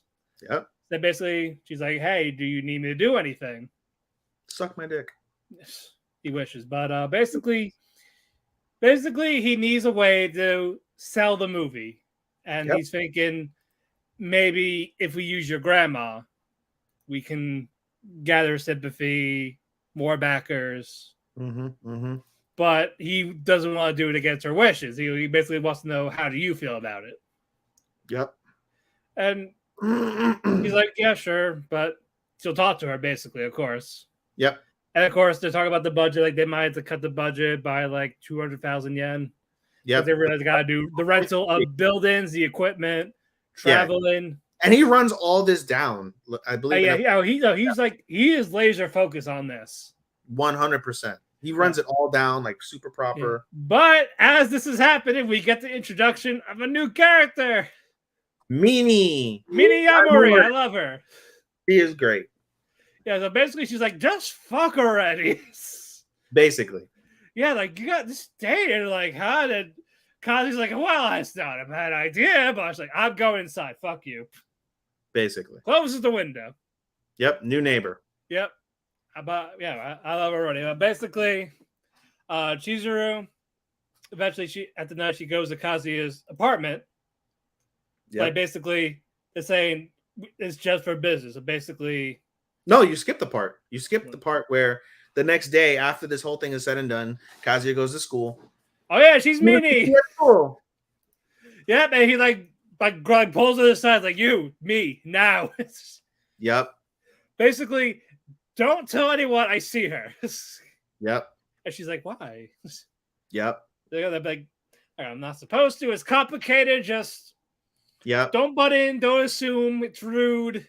Yep. And she's like, all right, it's fine. You have your secrets. I've got my secrets too. And proceeds to go on a whole tangent about this idol that she idolizes. Yep.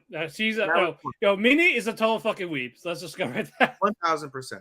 I love it. But also, fucking Kibe, one of his friends, is like, oh yeah, Kazu's not here again. And of course, who hears this? Bitch ass mom. Nanami.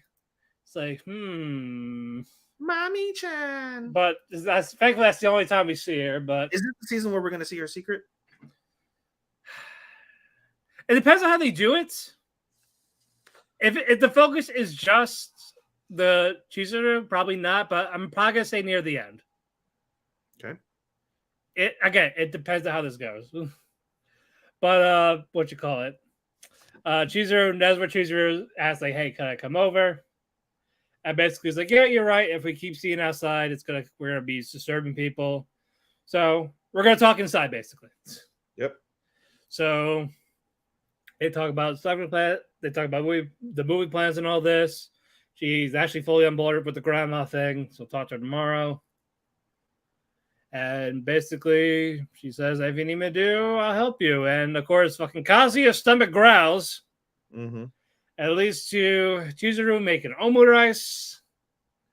And of course, Kazuya, like the simp he is, it's the best thing he's ever had. It's better than sex.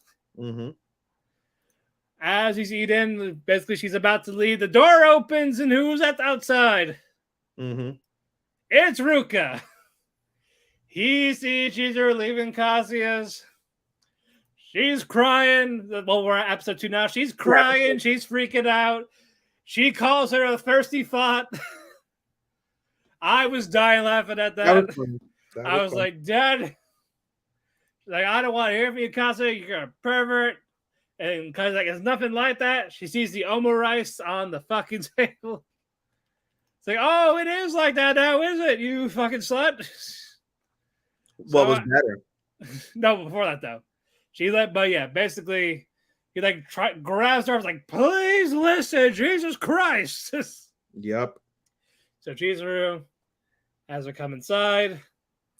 But who's on the steps? Mimi filmed it. And she filmed it, we find out later. But we see her holding her phone out. Like, yeah. Like, what drama? Yep, drama. And at this So point, my man jizzed himself just all over. yep, yep, exactly. But Chizuru, she explained it to Ruka. It's like, well, don't like this. I love how he does more for you than for me, essentially. Basically. But fine. But I'm a part of it too. Huh? Like, huh? So I don't know if she meant like no with good with connections or be a producer. Definitely not an actor, but I get to spend more time with Kazuya. I get to keep an eye out on you two because I can't trust you guys having alone time together. Literally her words. Yeah. And before you leave, whose food was better? And then Kazuya's like, shit. But he regrettably says the curry to make Ruka happy. Yeah. Then he sees Chizuru's expression, like, thank you. Yep. Thankfully, like everyone's gone. Then as Kazuya is leaving to go pick up food, Minnie opens the door, pulls him in. She has him pinned on the floor. She's panting.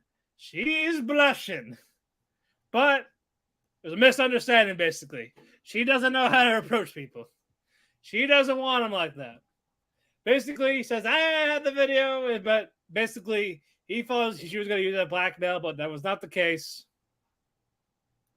So she tells Kazuya, spell everything.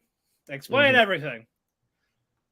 But, so we got a little, probably an hour or two time skip of him explaining everything. Yep. And Minnie is just, he loves his life.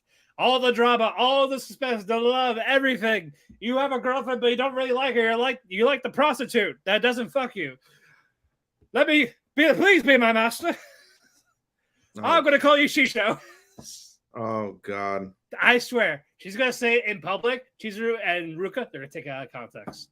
Calling her like this. But he's like, it's like, why that? The comment, basically, she wants to see this go through.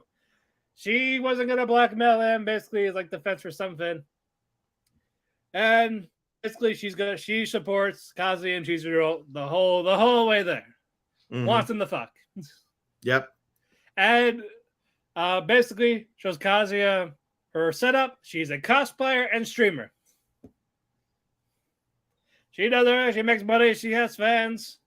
Basically, said she would have fans help with the back of the movie, probably. Yep. And basically says Kazuya, like, you know, Chizuru likes you, right? Also, right? He's like, what? No. She wouldn't. No. You're crazy. No. And then no. If she did not give a shit about you, she would not do any of this. Yep. Like, she would not talk to you. She would not give you the time of day. Yep. But she keeps taking your money. She keeps going on these dates with you. Even when you're not doing that, you're still talking. You're still together. She could have told you to fuck her down. Feelings. She can't say your true feelings. She's a tsundere. As fuck. But also just a bitch. She's a cold bitch. She is. She's an edgelord. She is a 90s woman in the movies. Team Ruka. Where she just wants a hug. She needs to be loved, damn it. Sumi-chan. Yep. Yeah, I love Sumi. Protect Sumi. Exactly. Protect her at all costs. Basically, this is what Kazuya is the most normal. It's with Sumi. Doesn't try too hard, just a good time. Gets to be himself, just minus the horny. Indeed. But we go in the morning. Kazuya, Chizuru, they do their own thing. Chizuru is at the hospital with Sayuri, her grandma. Talks about the movie. He's like, oh yeah, definitely use me dying as a thing to get backers and all this shit. Yeah, she's like, well, let's not do that. I'm all on board. Yeah, make me the spotlight. Before on my deathbed, make the movie happen. Oh God. She's like, stop making it like that. And then he talks about, how do you feel about Kazuya? This is a nice moment. This is a really nice moment. Yeah, like she's talking about like how nobody's perfect. Everyone else basically talks about like, oh, you're beautiful, you're talented, all this, but not perfect either. There's Kazuya. There's a lot wrong with him, sure, but he cares about you. Mm-hmm. He goes out of his way for you. That's someone you want to have by your side. Mm-hmm. He's perfect for you, was her words. Yeah, basically, yep. And she kind of makes her see that. So I don't want it to be like she's gonna be with Kazuya just because grandma said so. Like, do it for yourself type of thing. Mm-hmm. While that's happening, Kazuya, he works on everything, gives it to the guy who says, hey, do this, help us back it. It gets approved finally. Mm-hmm. So he's happy. But did you go over why it wasn't approved in the first place? Basically, what's your setup? What's the plot? Why should we care? There's like no cover. There's no photo. Like there's like nothing. There's nothing. Like this basically, you make it about her, but why? Yeah. What's the point of it? And that was after he busted his ass like multiple nights trying to come up with this entire strategy. Yeah. Yeah, but basically it's this good. Yeah, good for her. That's a setup, but what is it? If it's just for your love for her, no one's gonna back that shit. Right. So basically put your heart and soul into it. Yep. And eventually he does. They make quite a bit of money so far. The 120,000 in 24 hours. Yep, by like 30 backers, I think. No, 20 backers. No, it was 100. It was 100. There was 130,000 yen by 20 backers. Okay. Basically, and now while he's talking to Ruka about this, he talks about how basically he's looking for a writer. As she knows this site where like all the people publish their light novels and all this, and independent people. But he's not finding the right one. But first off, back up. That was another nice moment. She's walking to school. He's walking to college. They're having a conversation side by side. It just that's what pisses me off about the show. Why doesn't he appreciate that? He wants the cold bitch, but not the warm girl that's willing to fucking fuck him. He doesn't feel because he doesn't feel the same way. What is wrong with Ruka? What is so wrong about Ruka? I think to her, she's just very clingy. Like, very clingy. It feels like a guilt trip than an actual relationship. That was kind of how they got. To be fair, that was kind of how they got paired up. It is, but he can warm up to it because he's seen how devoted. Oh no, he did try till basically she's gonna talk to fucking mommy, but yeah. So all that happened till mommy came. So basically, it's fucking mommy's fault. Blame her. When in doubt, blame mommy Chan. Yeah, because she's the one that fucked Kazuya before all that. Taught the fucking teacher, like, hey, you're a whore, but not really. So basically, if mommy just stepped out of the way, he would have been a Ruka, would have been happy. Mm-hmm. And Chizuru will still do her thing. Basically, Chizuru, like, now as the series has progressed, is starting to realize that there's something more than just a rental girlfriend situation, more than just a neighbor situation. She's starting to very, very slowly pick that up, which is one of the enticing things about the show for many people. But when it really boils down to it, like I've said so many times, all his problems would be solved if he would just fuck Ruka. All of them. Okay. Every problem he has would be solved if he just fucked Ruka. Yeah, but Matt shakes his head. For those who can't see the visual version, available on YouTube and Twitch. Not on Twitch today because there's a simultaneous stream with Mark Radulich on his side. Yeah, so yeah. But if you're watching on YouTube, I'm making this comment, and Matt is shaking his head in agreement. Yeah, fuck. There's not much I could say there. Yeah, as I said, despite how annoying he is, I do appreciate like his drive for the one girl, but that's how he is the offset in part. That's why I call it rental cringe. It is cringe. Exactly. Cringe. But you know what though? That is the charm of why people watch it. That is the thing. It works. They're a bunch of fucking virgin losers. Exactly. Again, the only cringe. Vagina you've ever seen is in porn and in hentai. You fucking bums. But I will say though, I like this season a lot though. I do. And Minnie is a great addition. I'm glad they showed it here. Lie. After the first, what has it been? 3 episodes now? 2 episodes? Yeah. If this progresses the way it's been progressing this whole time, this may be the first season. I may give it a 4. We will see. But shall we continue? It'll never be a 5. Starman is always going to give it a 6 out of 5. He's the Dave Meltzer of Rent a Girlfriend. Never will Matt and I be that. I will give it a 4 if it does well. Me too. Me too. Yeah, definitely a solid 3.5 for right now. I almost gave it a 4 the season before. I gave it, I think, a 3.5 I gave it a 3.75. No, Yeah, Dell, like you would have given a 5 if they fucked. Right on the floor, where his parents are in the other room. But you know, like I said the previous season we went over during our podcast last year, like when it boils down to it, out of all the scenes in Rent a Girlfriend, that scene for me was like really like the best scene ever that they've ever done because of the passion, the sensuality. It wasn't lewd, but there was just that maturity to it. There was feelings. Like that was just, it was empowering. I felt Ruka was so empowered in that moment, making that move. Right. That's what sold me on Ruka. Because before I was like, oh, Ruka's just too pushy. Like I get it. And you know, when it boils down to it, if you're really talking about like the logistics of the male mind, as you said, Matt, the whole reason why he's not into her is because he is so clingy, and most men don't like clingy. Like I get that aspect of it because that's very relatable. But he could definitely act that way too with Chizuru, or like very. He's a fucking puppy dog. And Chizuru was like, I'll be your girlfriend if you let me fucking BDSM you. Yes, he would shake his head. Yes. No. They ain't Shikimori and the other guy, Izumi. No.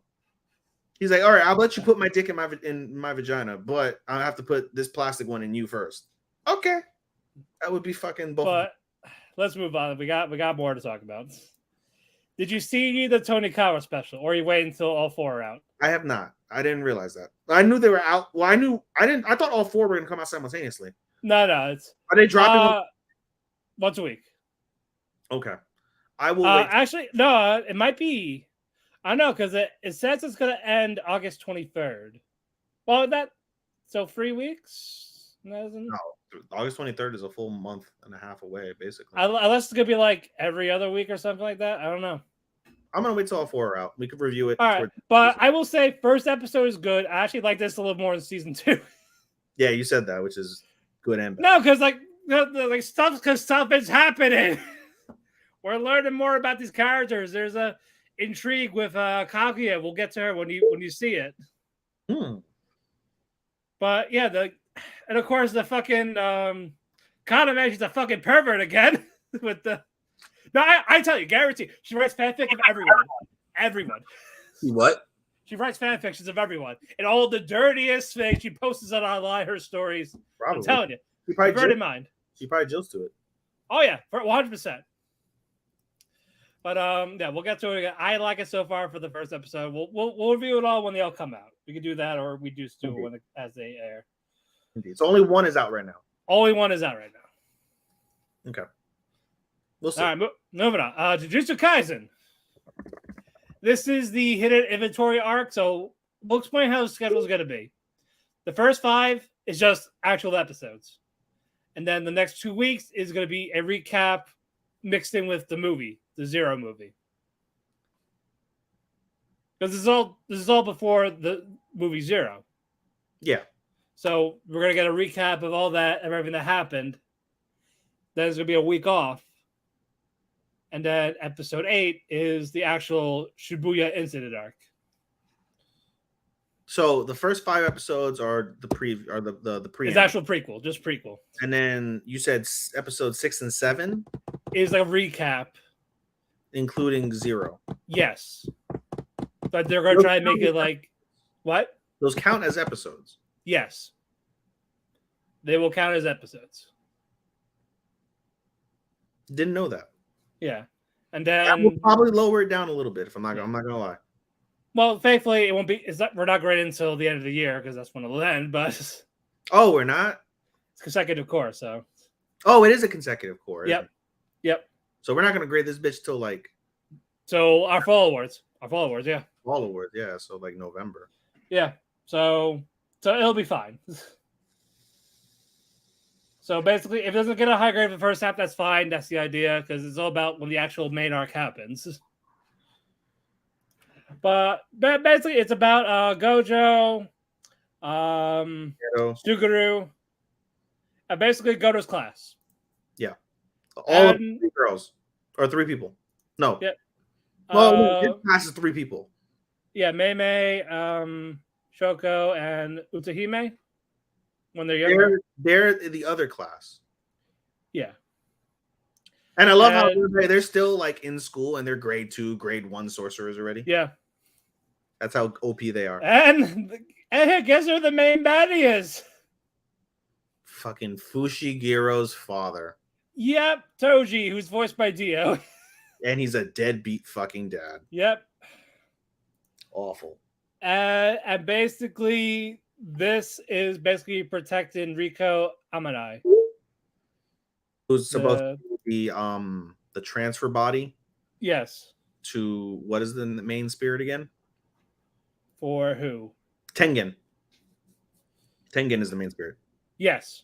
Yes. So their entire objective is to basically secure her, make sure that she's alive, so that way Tengen can transfer his powers and abilities and spirit into her. Unfortunately for her, as you've come to find out later on in episodes 1 and 2, that basically we mostly see Riko in 2. Riko, the schoolgirl. We mostly you're right. Two, yeah. You find out in episode 2, basically, like she has this like whole principal idea because she's still in middle school. She's I think like 8th grader or 9th grader because they go 10, 11, 12. So she's like a 9th grader basically. Yeah. Final year of middle school. And she has this whole idea like, oh, Tengen's going to be me and I'm going to become Tengen and all is going to be well, right? But the reality, as we know from season 1 and we find out in season 2, is basically like her destiny is to basically be locked up in the basement of Jujutsu High for eternity. So it's kind of a sad start. So that's what Gojo's protector for, just to put her there. Yeah, basically. And so we see, I'm skipping ahead a little bit, but basically they want her to like live her life. And that's one of the key intrinsic things about this circumstance and why they're trying to protect her. A, obviously for the main goal, but B, they wanted her to basically kind of like live her life, be a typical schoolgirl for these last like 2 or 3 days that she has in the world before she's locked up in the basement forever. Right. Something tells me she won't be locked up in the basement forever. I'm not going to spoil anything because you're not reading. Yeah. Okay. But I do love the scene with Gojo. He like barges into the school looking for her. People assume he was the boyfriend. They like tell the pose, take off the glasses. Yeah. And basically, the teacher's like, "Get out!" By the way, here's my phone number. Here's my phone number. And they're like, Sensei. They're like, listen, I don't get many chances to meet men in my career. Yeah, especially fucking people gorgeous as Gojo. Yeah. And we see a bit of before a while ago. We see Geto fighting one of the sorcerers, and we see more of Geto's powers. Fucking mindfuck this guy. Yeah. Made him see as like his dead dog. Crazy. Like, what the shit? Yeah. And he's like, wait, this isn't real. Oh, my life flashed before my eyes. And he just fucking like Jean-Claude Van Damme'd his ass. Yeah. Basically. And he's like, you thought I couldn't fucking do close range combat, huh? Yeah. Guess what, bitch? Pa-pa, pa-pa, pa-pa, pa. Hua! But I can't wait for the fight with Toji and Gojo. Yeah. But guys, this arc again, it's not gonna be like a high thing. It's just a setup of why things are going to happen. And it's interesting to see the characters that you see now in the present timeline, and some that aren't even there anymore. Huh? As again, we get to see more of his friendship with what's his name? Yeah, Geto before killing him in the movie, but it's good we get this backstory for Gojo because again, it's going to tie into this arc. And Gojo is one of the more popular characters in the show, obviously. So. Yeah, he's more popular than Yuji. Yuji is the main guy, but he feels like a side character. In essence. But at least he's not as bad as fucking what's his dick from Chainsaw Man? Denji. Not nearly as bad as Denji. Denji's the worst MC of the Dark Triad. Yeah. I will say I wish this focused on Yuta and not from the movie. Because Yuta was great. I wish he was the main character and not Yuji. Yeah, well, the whole thing is based around Tsukino. I know. But I'm saying Yuji is just the crux to Tsukino. At the end of the day, you since you've read the manga, I don't know this, but I'm fairly certain at the end of the day, the main battle is going to be Tsukino versus everybody. Well, we're at the final battle now. And is it Tsukino versus a bunch of motherfuckers? No, I can't tell you because it's what's going to happen. Okay. But it's not a good fight. It's not a good fight. It's not a good fight. That's what Angel was saying in the chat. Yeah, it feels rushed because it's gonna end in a couple months. So if they drag us out, do you have of this from where the manga is now versus where we're at in the show? you're gonna get a couple of years. We're gonna get a couple of seasons. A couple more seasons. If they actually want to adapt it, maybe 4 or 5. It goes up to season 4 or 5. If they did it right, if they actually adapted it, you could probably get that far. More seasons. It goes up to season 5. Yeah. Okay. So you could probably get 2 or 3 more, depending on how you do it. Okay. If you do the 24 episodes, probably in 4. Okay. That's not bad. It depends on how they lay it out and how they want to rush this. It'll probably be 40 by the time it ends. Well, if they keep going, it'll be done. What's that? Once the season's over, the manga will be done. Just how quick do they want to adapt? Exactly. And also, what's the exactly? Well, it depends because you're going to get the fan. Or are they working on it as they're doing this? You're going to get an apology from the mangaka saying, "I'm sorry, I blew the ending." I hate when they do that. You did it, stick to it. That's it. You did it. No going back. Because the domestic girlfriend changed it like a few times. Mm-hmm. And it's just like no, live with what you did. That's it. That's what you wrote. Stick to your guns, bitch. Exactly. Don't going back now. You can't turn back. All right. Can't go back in time. It's not link click. Yeah, no. No, even then he'll probably fuck it up. Oh god. But you can't change fate. Fate is supposed to suck at the end. Yeah, no. Nearly every manga anime has a weak ending. Nearly. There's a rare chance you'll get a good ending. Can we link click back to Fix Promise Neverland? I wish. I wish. I would got. Well, if we had a picture, if we had a picture of when he made the announcement, went back in time, we'd post like, "Hey, come here." Yeah. Whatever you're thinking, don't do it. Don't do it. Don't do it. It's a nightmare. It's a disaster. Link click to. Well, no. Promise Neverland is the worst. I was gonna say we could link click back to fucking Wonder Egg Priority. Yes, they pick a genre, sci-fi, fantasy. Pick one, or do it right. Damn it! Oh god. Moving on. This will be quick because it's side stories. Horimiya pieces. I am so frustrated. Although I will say this last episode featured more of the like voluminous like color. Yeah. You are sticking to your guns that the color is the same. Okay, there's a little shade at some scenes, but it's not like a whole episode. One of the entire I can see why it'll throw people off. One of the entire things that drew me to Horimiya that made was the vibrantness of it. The vibracity of that. Yes. It's just so intensely colored.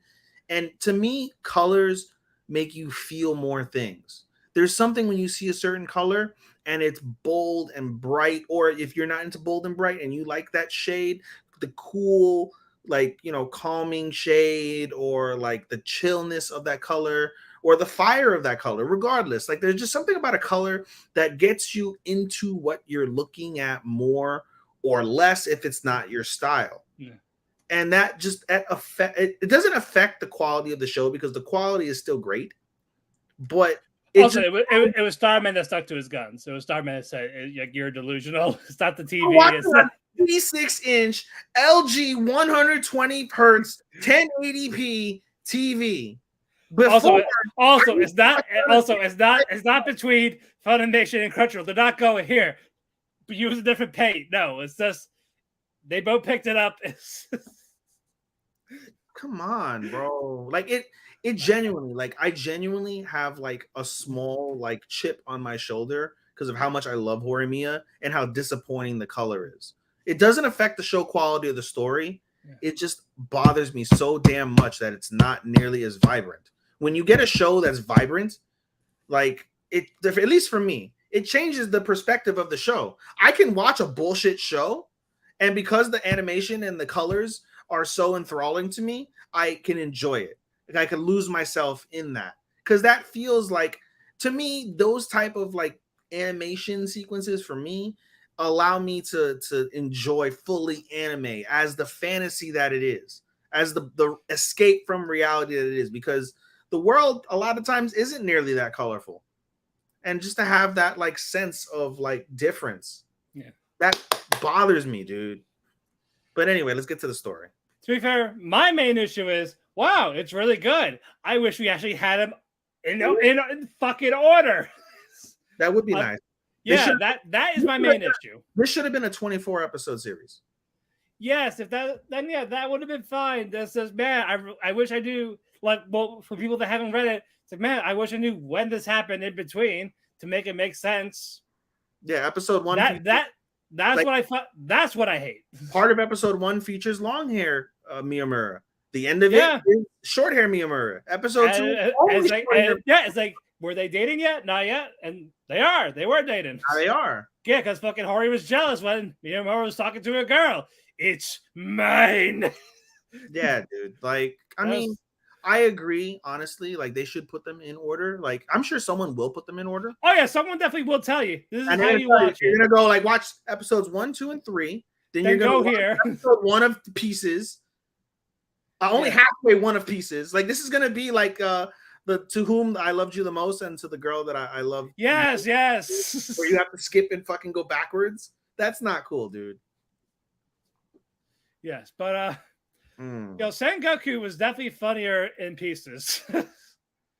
He is. He's great. And you know what else? I think Sakura is more likable.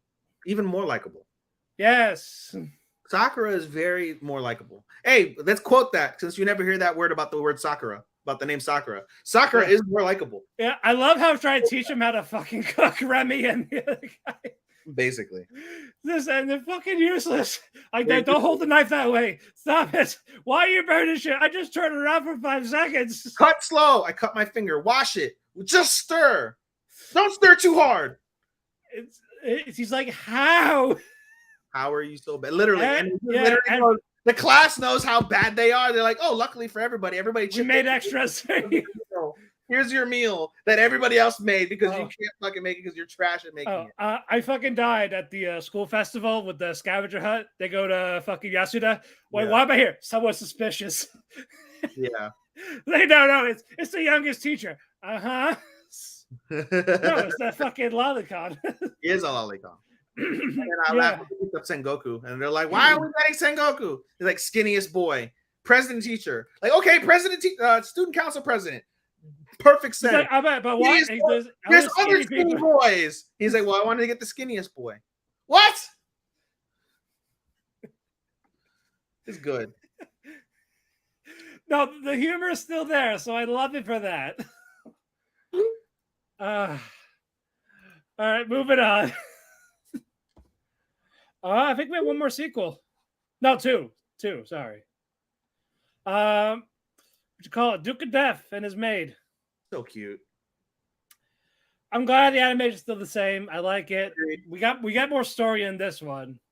You get a little bit more sensuality. No,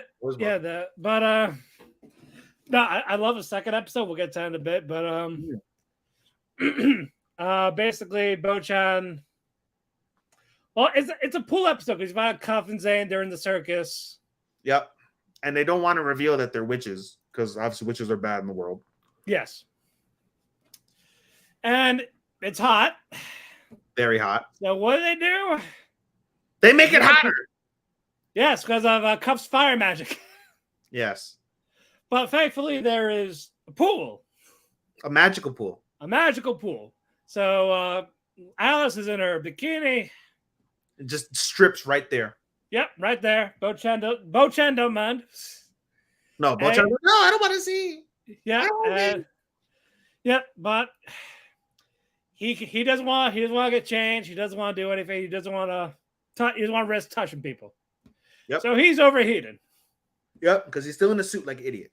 Yep, and he gets so dazed, he had Alice pinned to the wall, but not touching her. Yep, and Alice got wet. Yep. She did literally get wet. She went in the I know, well, yes, but, but eventually he cools down. But Zane gave Cuff to give something to Bochan, like something like desires or something like this. Mm-hmm. And it's a fantasy of all these Alices, maid, lingerie, you name it. Yep. She's in it. Yep. Basically, tell me what you see when I give this to you. Yep. So that's not bad, but it's the second episode that. No, there's another part that I want to touch on while you're in that. So basically, they go through all the fantasies. You see all of them. First off, I died laughing. There's a black Alice. Did you see the black Alice? No, they have a black Alice. Like she's dark skin. Oh my god. They got blackface Alice. I missed that. Holy shit. Yeah, they got blackface Alice. That was fucking funny. I don't know where the fuck they got a blackface Alice. Well, I hope that as long as they didn't give her red lips and just give her just a darker tone. That's it. We're good. No, she was just darker tone. Like okay, good. If it was the lips, I'd be concerned. Like what the fuck? Was like, bro, like perfectly. Like I just spent a week in Jamaica brown. Okay. She is brown as shit. Okay. Continue. But so there's two pieces to it. As they open the next door, right? So you get the first door, Alice in a bunny costume. Second door, Alice in every other thing, including Black Alice. Right? Third door is Bochan playing the piano in front of a full house. Really nice rendition of whatever song he played. Really nicely done. Basically, he wants to be seen as not as deaf. Yes. And everybody claps, including Alice directly in the center. And there's one other door that Bochan doesn't enter because he doesn't realize. Alice opens the door and sees wedding Alice and sees grown Alice and sees grown Bochan, and she blushes. She closes the door and smiles. And Bochan's like, "What's behind that door?" And she's like, "Well, you should know it's your fantasy, but I'm not going to say." And they go back and return. Yeah. For episode 2, first half is it's Bochan playing golf, he's playing putt-putt. He's playing putt-putt. And of course, Alice is teasing during this. Yep. Is it how you do it? Titties. Yep. Bending over, whispering sweet things into his ear. Just focus like you focus on this, and lifts up her skirt. Yep. And of course, it's not Duke of Death without a musical number. We got it with the golf. Correct. While that's happening, Viola is looking at Walter, talks about Walter's playing golf. Yeah, Walter's playing golf, and Walter's like, I gotta marry my brother to get the inheritance, to get the. Yeah. So Viola does makeup, all this, new everything. Yep. She can't do her own makeup, but she could do Walter's makeup. But not bad. Like I said, not bad. Pretty trappy. Yeah, definitely trappy. So basically, takes Walter, says, like, "Oh yeah, this is the new maid. Heard she was a fan of you." Yep, and the maid is you because Walter hasn't figured out how to make a feminine voice. Makes sense. So Viola leaves his brother to Burr and be like, "I'm gonna go flirt with Rob, who is 50 years older than me. Go have fun." So weird. You know, it's funny. Before we continue, I had Karen watch this. We were just laying in bed, and she watched the show with me. And she was like, "Oh, like this is cute." And I started explaining, like, "Yeah, that's Viola. She has an old man fetish and wants to fuck the butler, and the butler is like 80 years old." And her eyes opened up. She's like, "What?" And I was like, "That's Duke of Death." Yeah, but basically Walter's like, "Go on me." They all just like, "If I win, you marry me." And Walter sinks the putt perfectly. Perfect chip shot. Yeah, there's like, "Marry me." I thought it was a date. No, I upped the ante. Yeah, like that's the same thing. He said marriage and going out is the same thing. And then Bochan says, "No, I saw you seem nice. I'd love to be friends with you, but I'd love someone else." And Walter presumably goes, "Fuck! Yeah, fuck you, you're cool. Fuck you, I'm out of here." Like full Jay White. Fuck! Yeah, then he runs out, and then Alice is like, "I think that's your brother." No. Alice was like, "What the fuck?" And it was Bochan was like, "That sounds like Walter." No, I think it was Alice that pointed it out. It was Bochan. Bochan said, "That sounds like Walter."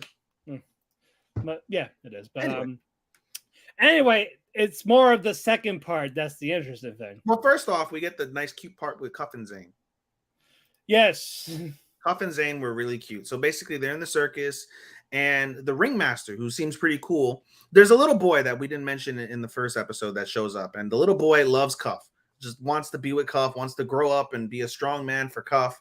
And Cuff in episode 1 really cuddles up to Zane, and it was like, no matter where we are, as long as I'm with you, then I'm okay. And cuddles in his jacket because she's cold, and they're like, she's blushing. Cuff is happy, or sorry, Zane is happy.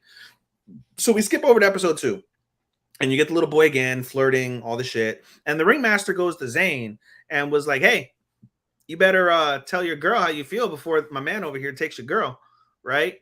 And so then it becomes the predicament of Zane can't tell Cuff, can't find a right time to tell. He's shy. He doesn't know how to say. Doesn't know what to say. And they're about to go out on perform, and Zane is nervous, thinking about all this in his head.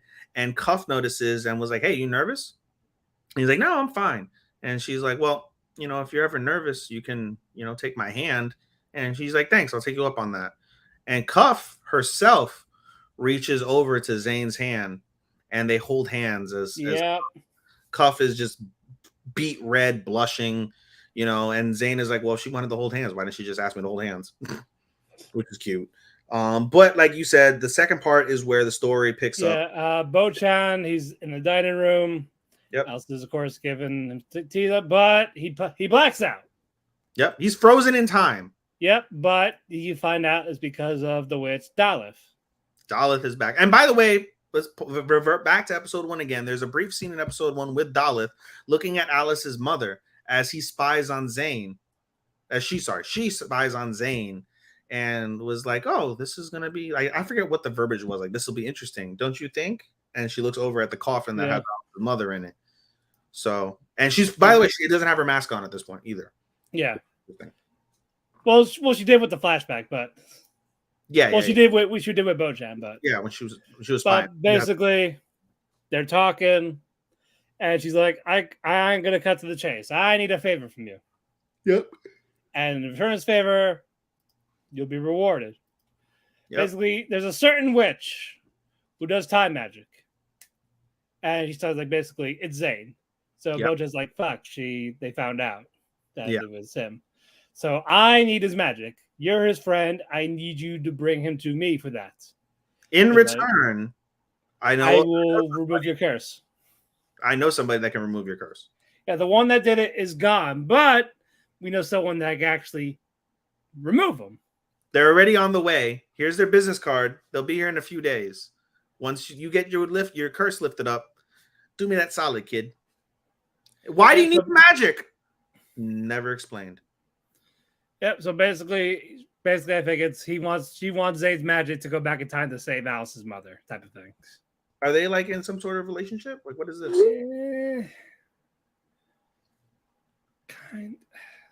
It's complicated. That's right. This too. No, Chris was one. Chris has told me about it. I did get his finish. I'm like in the halfway point. I stopped because I was busy. So you had him spoil it for you. Yeah. Okay. Is it a good ending? Good enough. Okay. Good enough.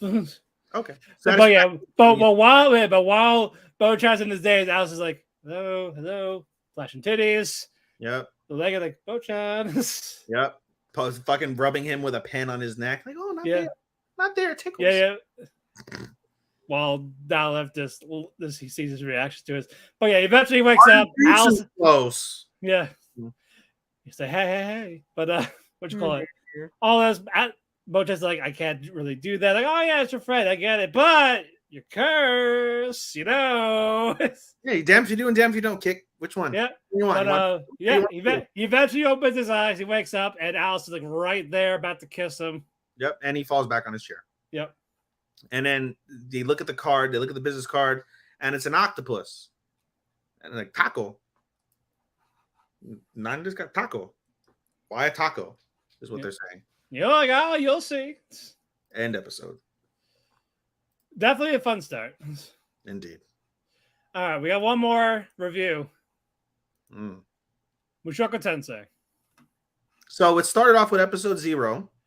But yeah, this was more about Sylvie. Basically, what happened to her during the Great Teleportation. Why with white hair, who she was with. But let's get to this. Rudis is miserable. There's no way to say it.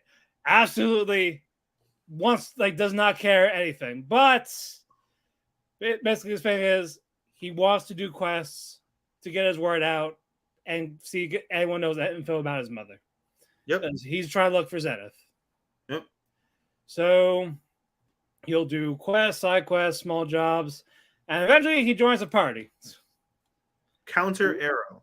Yeah, Counter Arrow with Suzanne as the leader. Co-leader. Yeah, co-leader. But mostly it's about the Kohai, Sarah. Sarah Chan. But yeah, them soldats, I believe. Or no, wrong person. Oh, that's episode 2. As I was trying to think who else was in that group. Sorry.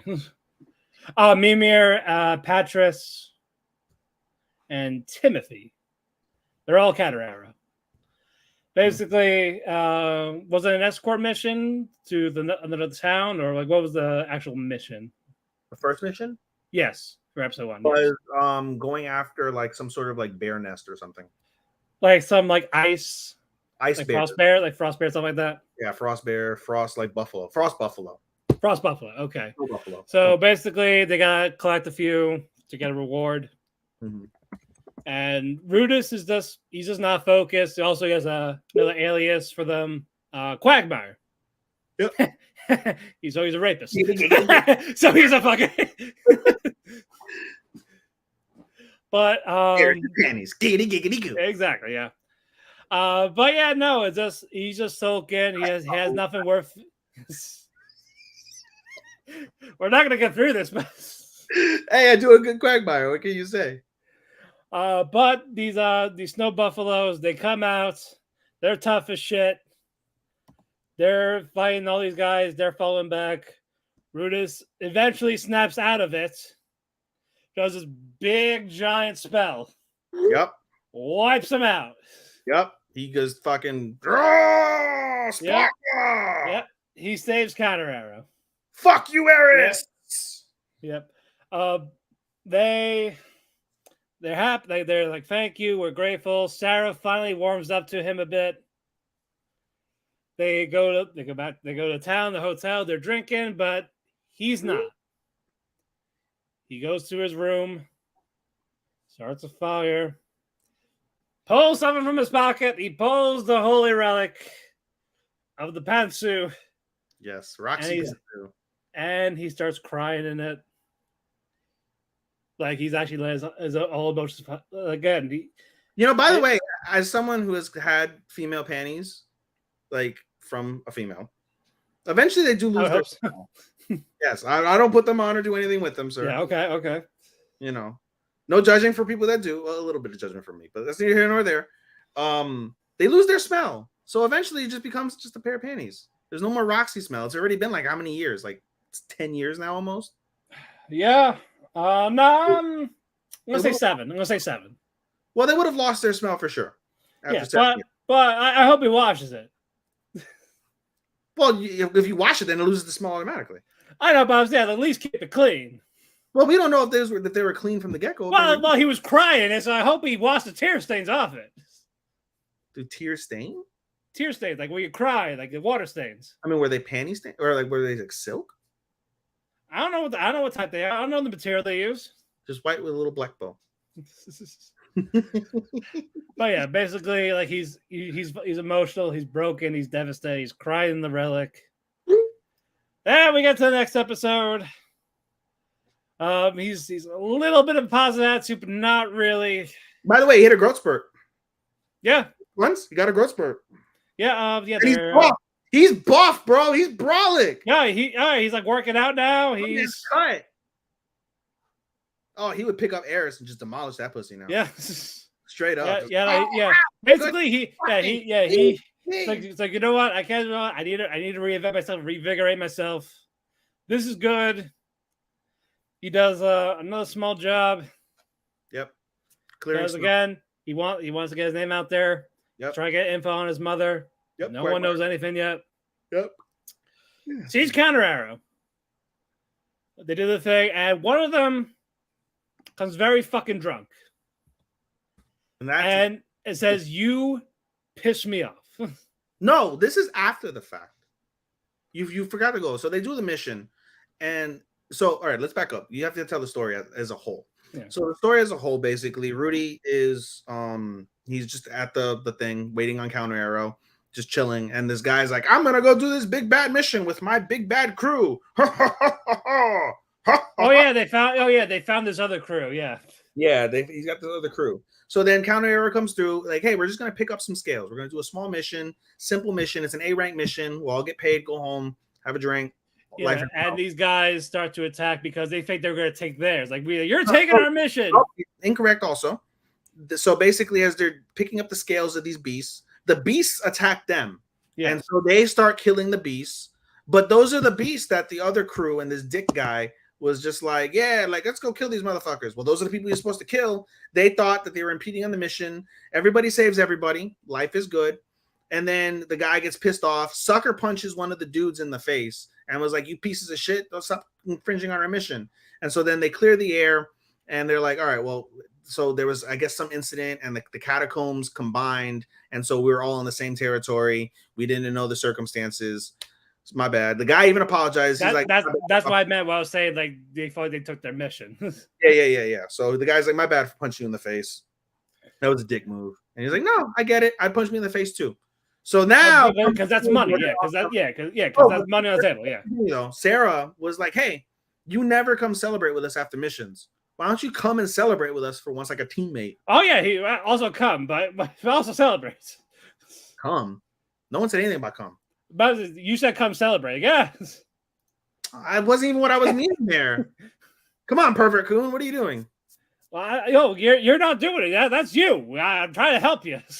No, I was not. I'm trying to be serious and put in the parts that you're missing before you get to the scene that you want to talk about. So now we'll talk about the fucking piece of shit. Yeah, basically he's drunk. He's saying, you know what? I hate you the most. You're half-assed everything. You okay? You're acting like you have it tough.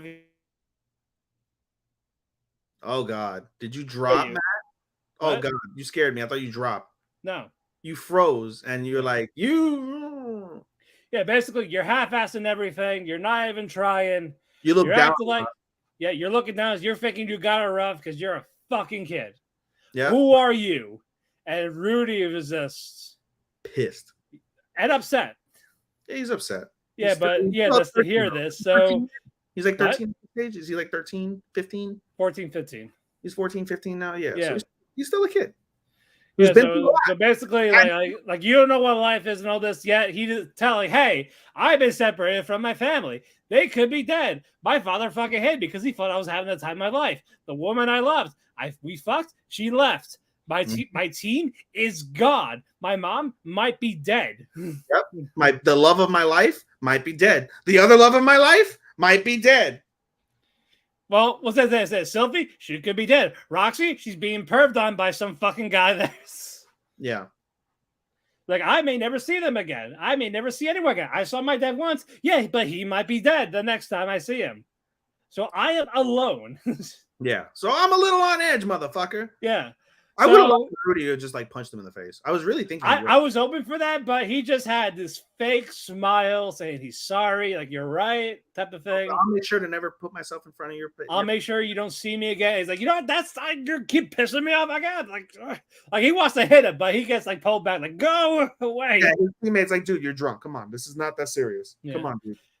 Then they apologize. He's like, oh, it's okay. They enjoy their party. He's there in the morning. He sees the guy.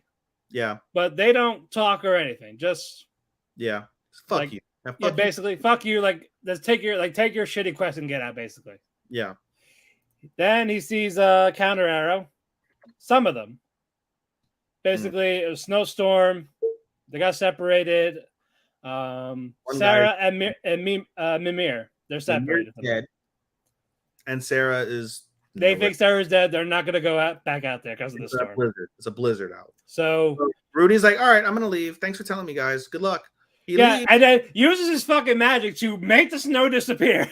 Yep. And all the buffalo. So basically, it was more of those snow buffalo. Yeah, he uses his earth magic. Like this is actual fate. Like, just not even trying. No spell incantations. Just Pierce. making a path, and then he sees a pile of bones.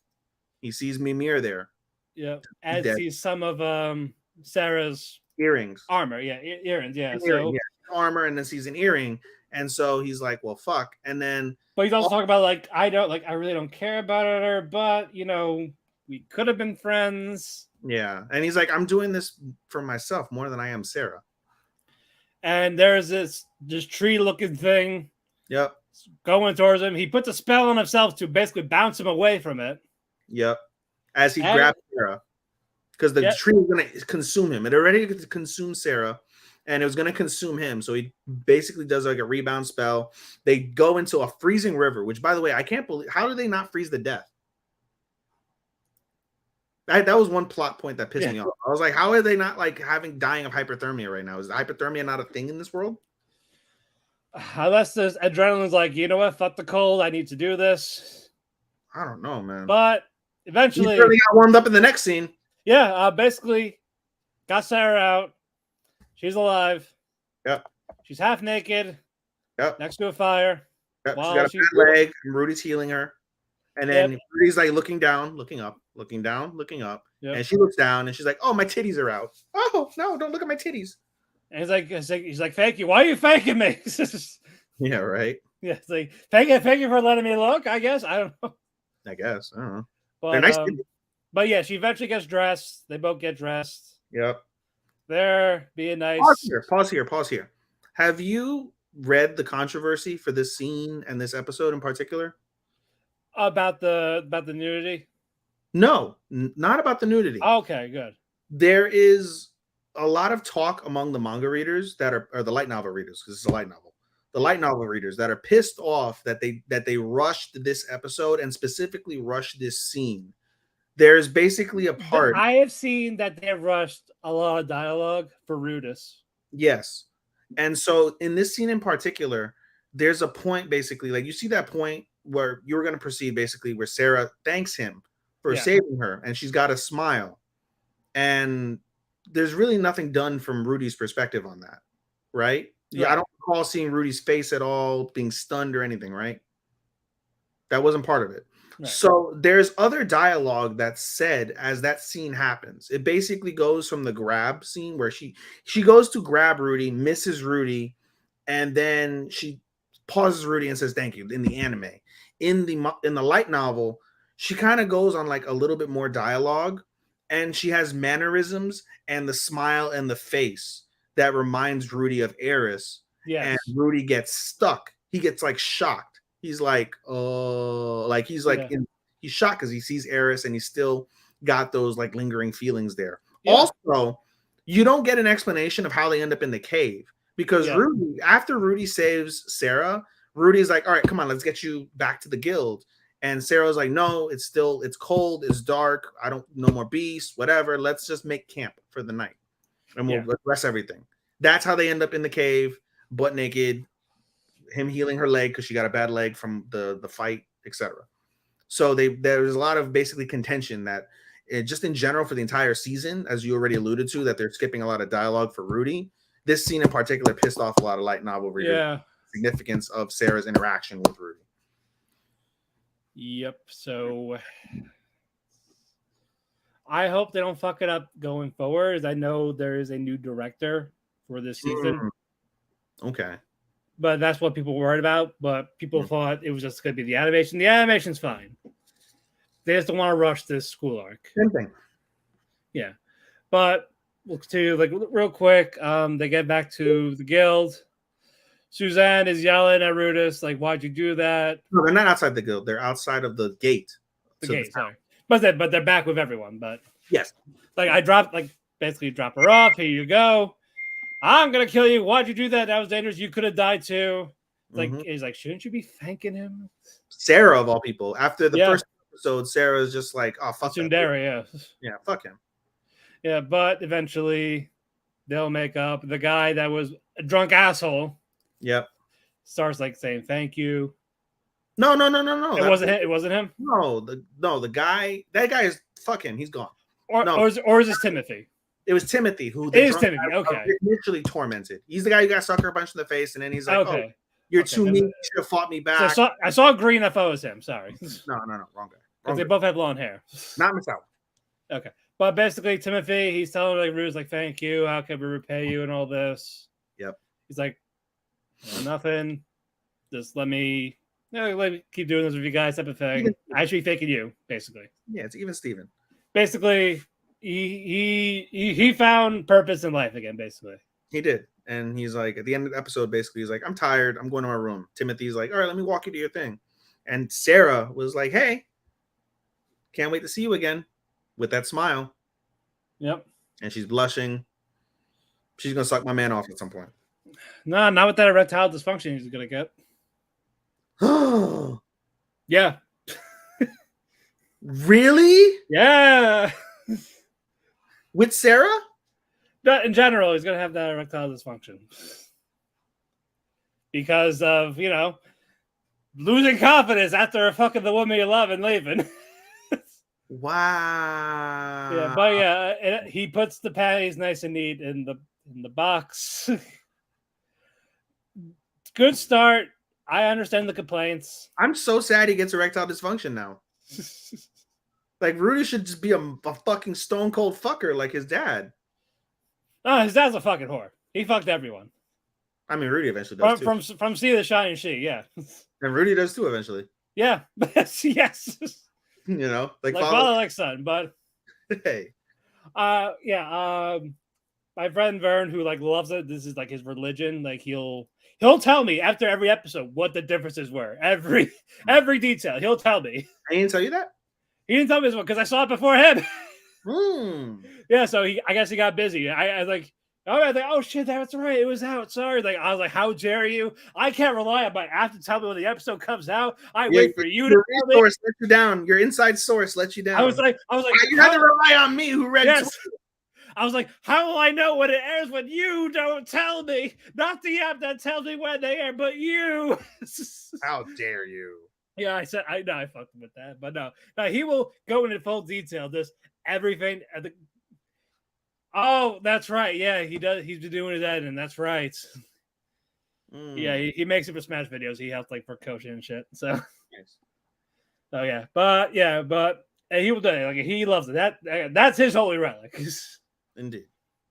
So he will tell you it's already his number one before it even gets to the news. I'm going to tell you that right now. Well, that's to be determined. No, I understand, but no, he was like, but he was telling me it's like Vinland, where is this more character based? He's like, oh, I'm sure you guys won't like I fucking watched Vinland. I said Vinland was a fucking masterpiece, so I would not mind what Mushoku Tensei is doing. I don't mind character development. Yeah, exactly. Like, let him cook, damn it, or let him rub Pensu. I'm just so sad he gets erectile dysfunction. But still, solid start. I'm sure most of the good shit will be the second core, but let's see how they build this up. Sure. All right, reviews are done. We're gonna do these first impressions real quick. Quick plot. How we feel. All right, go ahead. Let's run it down. We're gonna start with the one we both dropped. Ayaka. Indeed. It is an original anime where what's that power called? Mm-mm. Yeah, no one cares. It's some type of ninjutsu. It's ninjutsu, but not. Kind of, yeah. It's fucking weird. Yeah. It involves Yukito. He's the son of this great ninjutsu. And of course, he's discovered by the Jinji, who's like, oh yeah, we met in the past when we were younger. This guy doesn't remember shit. Mm-hmm. So, and this Jinji guy is a drunk. He's an alcoholic. He drinks beer.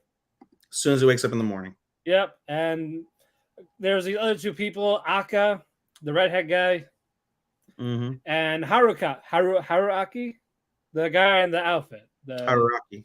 Yeah. So basically, those are the main four. And we dropped it. Well, I dropped it because it was just not interesting. I agree. I did not care about these characters at all. I didn't care about Jinji being a drunk. I didn't care about these concepts of these powers. Yep. The monsters at this stage were silly. Yeah, it's like slimes, but with bad juju. There's nothing got fleshed out. I get it's free episodes, but it is a free episode rule. But Two. yeah, I dropped it to 3, but you know, when I saw the first poster, I thought, you know what, that looks cool. It might be a nice. The what's it called? The trailer, and I was like, oh, this is very visual. I will say the art and the animation is really nice. Well, it reminds me of Onmyoji kind of. Okay. Yeah, but again, like I'm sure the concepts were there, but it's just done in such a bland way. Yeah, it wasn't. It didn't capture you. Yeah, like I you know, I thought this would have potential. Like I was very interested. It's like, what a shame. But yeah, yeah, this was my first drop. I didn't care about the characters. I didn't care about the concept. Yep. Action's not that impressive. Yep. I keep telling people, yes, support original anime, but sometimes you can't win them all. Like adaptations too, but yep, this one's just. Let me look here. Where is it rated currently on Analyst? It is currently rated a 60. Yeah, on MAL, it is actually the lowest. I think it's actually the lowest with a 6.3. That I am seeing with Funlay shows. Yeah, it is. Yep, it is the lowest right now. But yeah, I tried. I really wanted to like it, but was just not there. Moving on, the Dreamin' Boy is a realist. I have not given up on this series. You're on the border. Yeah, it depends on how this episode goes. But it involves Wataru, who loves this girl, Ayaka. Like stalking, wants to get, basically Ayaka's playing hard to get. Wataru just does not want to give up. Eventually, he does. Yep. And Ayaka doesn't like that. Nope. She liked the whole cat and mouse thing.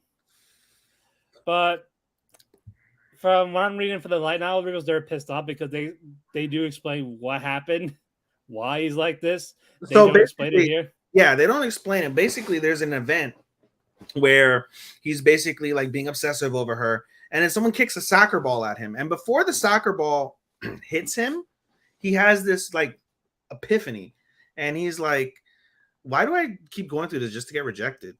Fuck her. I'm good. And I don't know if the ball hits him still, or he just like he moves out the way, or the ball drops. I don't remember that piece, but he just becomes like indifferent toward her. Yeah. But to me, I get the premise. It's just not executed well enough for me. I saw a here, let me do that. I'll probably find it if I do this. Give me 2 seconds. I'll read you what somebody wrote on Twitter, and it made me laugh, but it really genuinely gets to the point. I think you sent it to me. Did I send it to you guys? Or is it a different piece?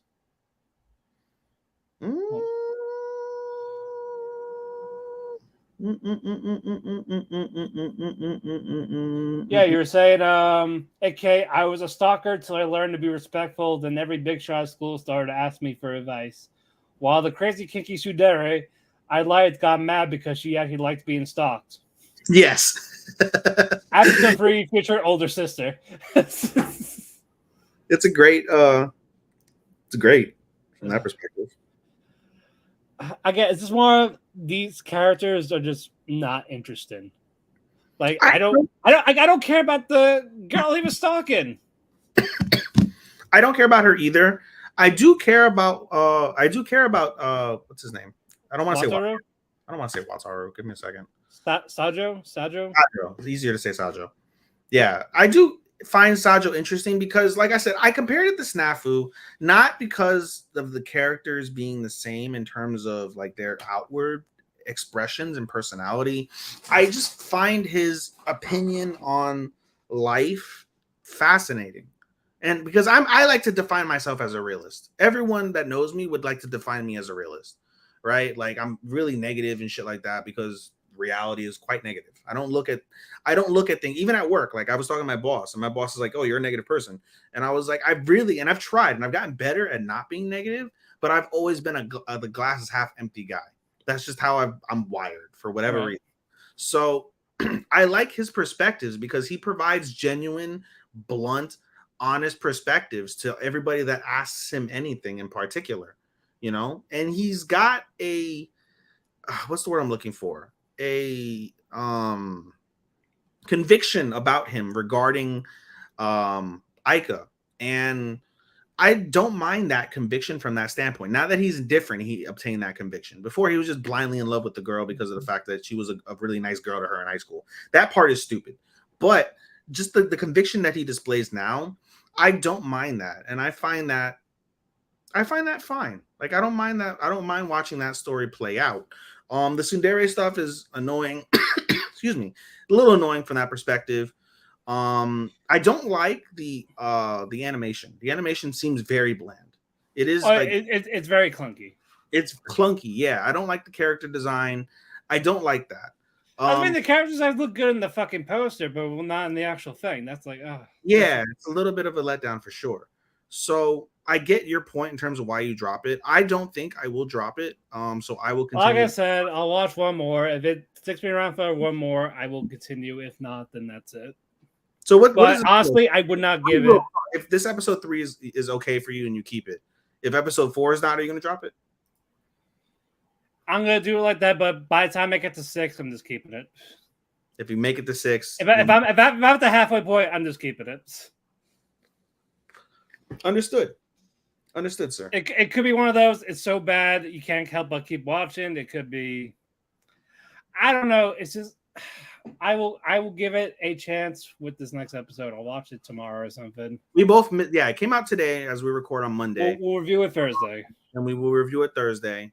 We did not watch that one. I watched Mononogatari. You watched I watched Dark Gathering and Zom 100 before we got on here.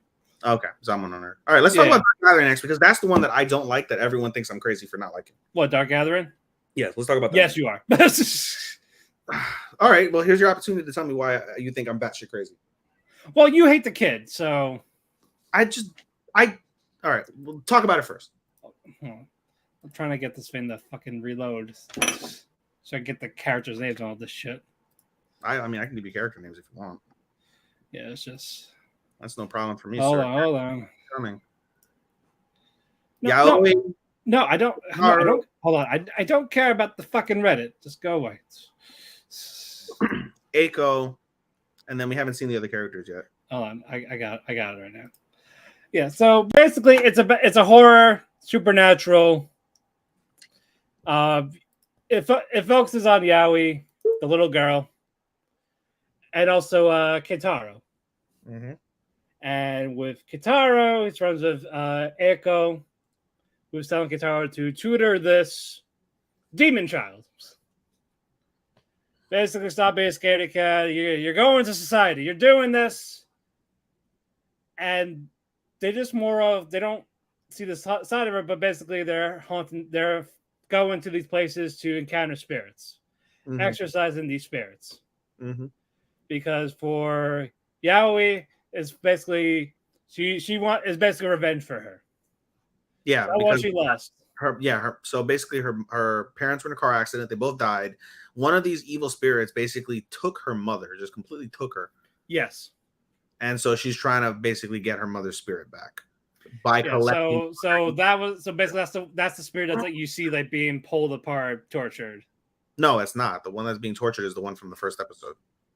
Okay, I thought that was the mother. No, the mother is nowhere to be found. Toward the end of the first episode, you see the spirit that's being tortured. That's the phone booth woman that's being ripped apart and tortured by the other dark spirits. Okay, but with Kitaro, he had a spirit. He got an injury in the crossfire, like a spiritual injury. Yep, he got cursed. And that's why he's like, that's why he's like, fuck you, not see anyone. Yep.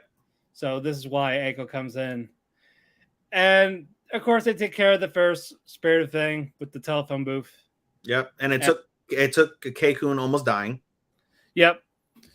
And what you call it? Eiko's like, you like the fear of death, with this weird smirk. Oh, it's a creepy smirk. Oh yeah. I was like, what the fuck? You know what it reminds? Oh, what anime was that? Oh my god. I remember that. What was the one with like the she her, the she him, the one that was based in England? The one that we both liked that was based in England. It had I forget his name. When did we watch it? Last year. It was two cores. Not Aquatope. No, not Aquatope. It's British and had to do with like London and the war. When did we? Henry. Oh, Requiem of the Rose King. Requiem of the Rose King, and yes, that was very similar to some of the faces that were in that. Yes, but I think different studio because that was JC Step. This is OLM. Okay.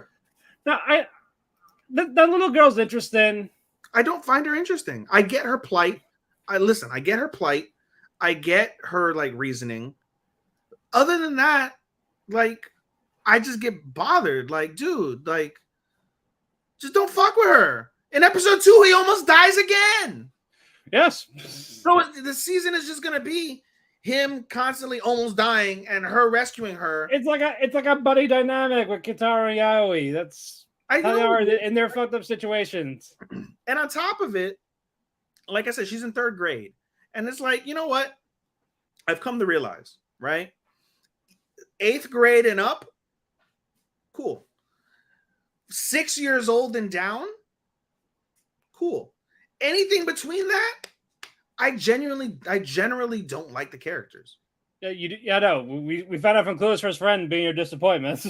Yeah, like I don't like it. I don't like it, and like so just don't watch anything involving middle school people. That's it. Huh? So just don't watch people that are not middle school, despite like shonens or like dark or. I don't mind the darkness. That's why I said I was like, yo, because I'm where you're at with realist. I'm at with what's it called with Dark Gathering. Like I'm gonna give it one more episode. If it doesn't capture me, I might drop it and just be like, fuck it. Like I'll eat the L. Like you guys can rate it in your top 10 because I'm pretty certain it's gonna be in your guys' top 10. I wouldn't go that far yet. So, I won't be able to grade it till the end of the year because it's a continuous course. Is it a continuous course? Yeah. Yeah, it's a 25 episode series. So then do we get like double the episodes? Since it's a continuous core? So instead it's gonna continue. It's gonna continue in October. Instead of the 3 episode rule, is it like the 6 episode rule? If you want. It's literally either this or Zom 100. I'm picking my like supernatural, one or the other. Well, you got Mononogatari too, so yeah, but that's a lot more lighthearted and a lot more like it's not as dark, a lot more lighthearted. And it is supernatural, yeah, because it has to do with spirits. And Jujutsu Kaisen is a supernatural. That might win by default. Or you got some other shit. Well, fucking My Happy Marriage. Supernatural? Oh, that's right, because they have powers. Yeah, that's. You don't realize that's episode 2 that they have. Yeah. Power. All right. Well, anyway, and that's how I feel about Dark Gathering. I don't get it. Like, bro, if like I'm him, right? He went through this traumatic event, and it took his grandmother and like some like self-realization and his childhood best friend to get back into the game, right? He got back into society. He's doing well. He's just now socially awkward, and so he says that he's using her to fight his social awkwardness. But she keeps putting him in shitty situations. Literally, in episode 2, they go to visit his grandma so they can exercise his hand because like his hand condition is he has like extended nerves from this curse, right? Yeah. And on the way there, she breaks 7 Bizu statues that are supposed to ward off curses. Just because I want the biggest and baddest curse so I can find my mom. What about the other 2 people that are with you? Fuck them. And I get that she's in 3rd grade, so she's not thinking that logically. She's only like single-minded. She's thinking about her own ideal. That's it. I don't like that. I don't fuck with it. If I'm him, I'm like, listen, bitch, I almost died twice being in your fucking company. No. All right, let's move on. we still got a lot. God. My Happy Marriage. Since we're talking about it. So dark and so basically, yeah. It's like Cinderella, but not really. I love it. You said rom-com in the first episode first. Like, let's say a rom-com. There's no com. No, it's rom. There's no com. Yeah. I can take that back. Yeah, there's no com. Yeah. I was like, I ain't laughing. It says Happy Marriage, but there's no. No. unless you're like the fucking evil stepsister. No, A psychological romance. yeah, it's like a fantasy. It's a fantasy romance. But I don't consider fantasy. It's supernatural. It's a supernatural. What's it called? Psychological romance. Is how I would. I actually am not a fan of the supernatural stuff. Well, we haven't seen it too much. I know, but I'm saying I don't want it to be the main focus. Me neither. I want. Is this more of like I think it would be perfectly fine with how it was, like her trying to get her confidence back, type of thing. Yeah. Her parents hated her. Also, fuck the dad at the first episode. They're like, it's your kid. That was a long time ago. Like, wow, fuck you. Yeah, seriously. Like, wow. Like, I was drunk. I didn't know what I was thinking. I'm a mistake. And then we see in episode 2 how much he loved her before the mom died. Yeah, and Dad's like, okay, well, all of a sudden it's supernatural. This is why I like my new daughter and not you. It's like, wow, okay. Fuck you. Awful. But yeah, enraged man. So basically, Mio, you're useless. You're going to this Kudo family who basically treats his fiancés like shit. Everyone runs away from him. Seven. Yeah, fucking 7. Gone. But he's taking a liking to Mio. He finds her curious, yes. Yeah, but he basically wants to know what the fuck happened with that family. Why is she apologizing so much? Why is she crying when I give her a compliment? What is happening? Why is she like this? Yeah. Did she come from a piece of shit family? I don't know yet. Yeah. Meanwhile, you also skipped over the fact that Mio falls in love with a boy. Whose name is in my mind. Give me 2 seconds. I got not Arata. It was no, Kyoji. Kyoji, yes. But basically, basically they were happy. Like they want basically that was gonna be her way of escaping her family. Yep. But they're like, Koji. It's Koji, yeah. Koji, yeah. Basically, the father's like, good news, you're all being married. Koji is going to marry Kaya. And he's going to come into the house. And we're kicking you out. Yep. You're going to go to the mountains to meet this fucking ass. The guy that had 7 fiancés and they all left. Yep. Bye-bye. Yep. Yeah, I hate Kaya. Kaneko's a bitch. Yep. I don't like the father still. No. Nope. Especially his comments from the first episode. However, at the end of the second episode, very curious because the arranged marriage, as we find out from Koji's dad, he promised Mio to a different family. To Koji. Yeah. I'm sure Koji told his dad, "I want to marry Mio," and they're like, "What the fuck? Why'd you switch?" And whatever, right? There's something there latent. It's the bloodline. He's with the shits. Yeah. Right. And instead, he sent Mio away to the asshole. So Kaya, who supposedly has these spirits, which, by the way, I don't think she does. I think she's bullshitting. I think she has it, but it's weak as shit. While the other one is she has like a hidden ability.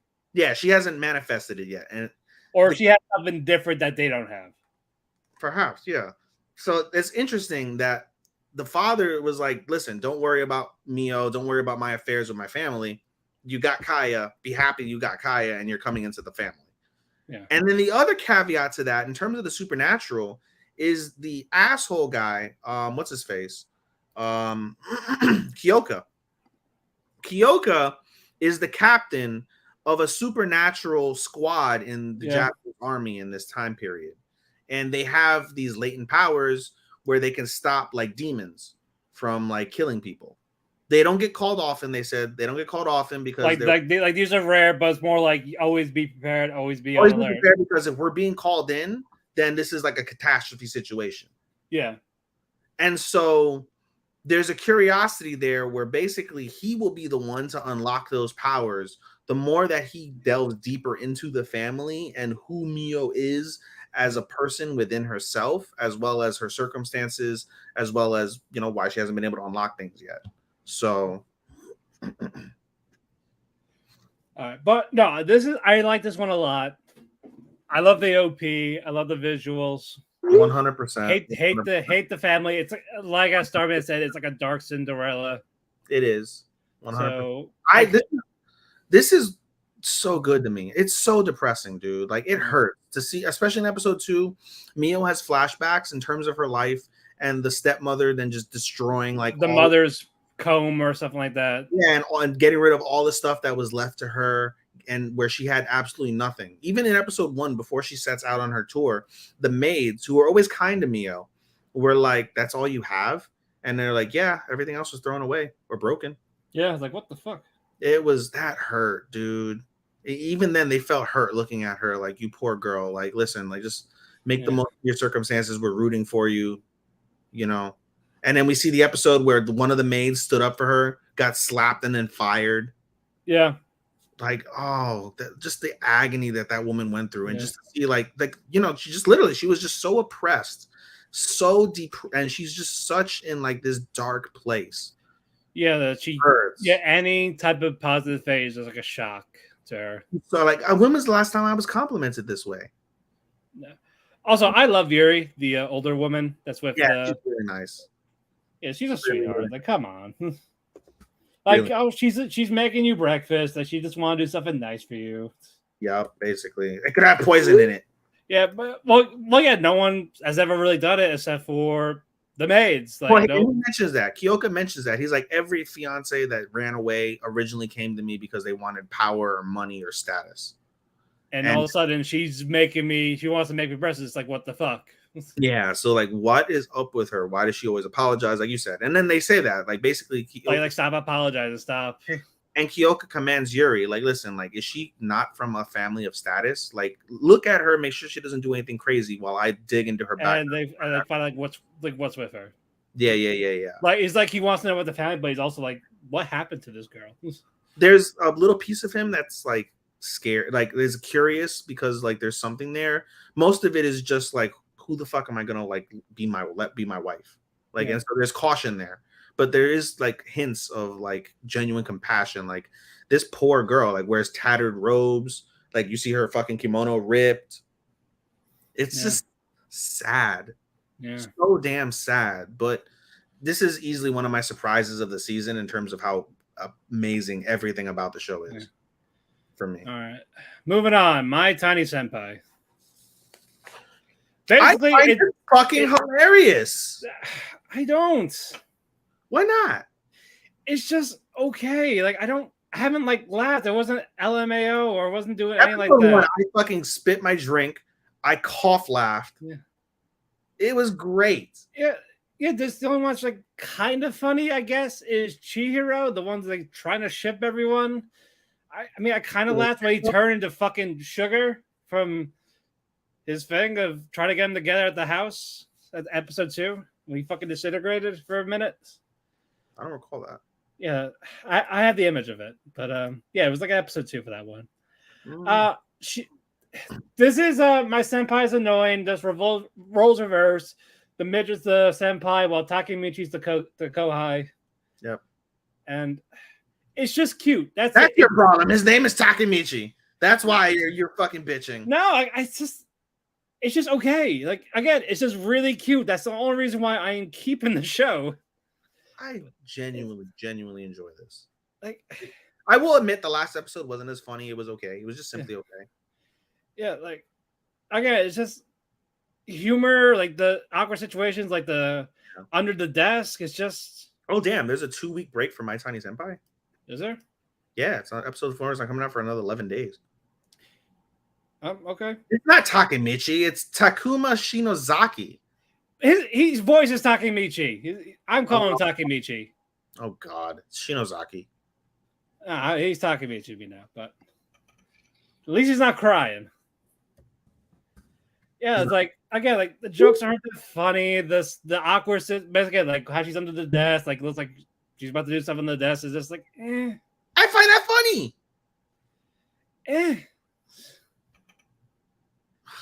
Like I can see this shit. Come on. It's funny. Funny. That's how you laugh. No. You got to do it like Buddha in fucking Record of Ragnarok. Oh God, I still gotta watch that. By the way, guys, I've gone ahead just pausing real quick, going back to my personal situations. I've binged all of Record of Ragnarok. Season 2 is better than season 1, beyond a shadow of a doubt. I gave it a 3.75 out of 5, right? I'm watching Baki because the next part of Baki comes out later on, I believe at the end of the month.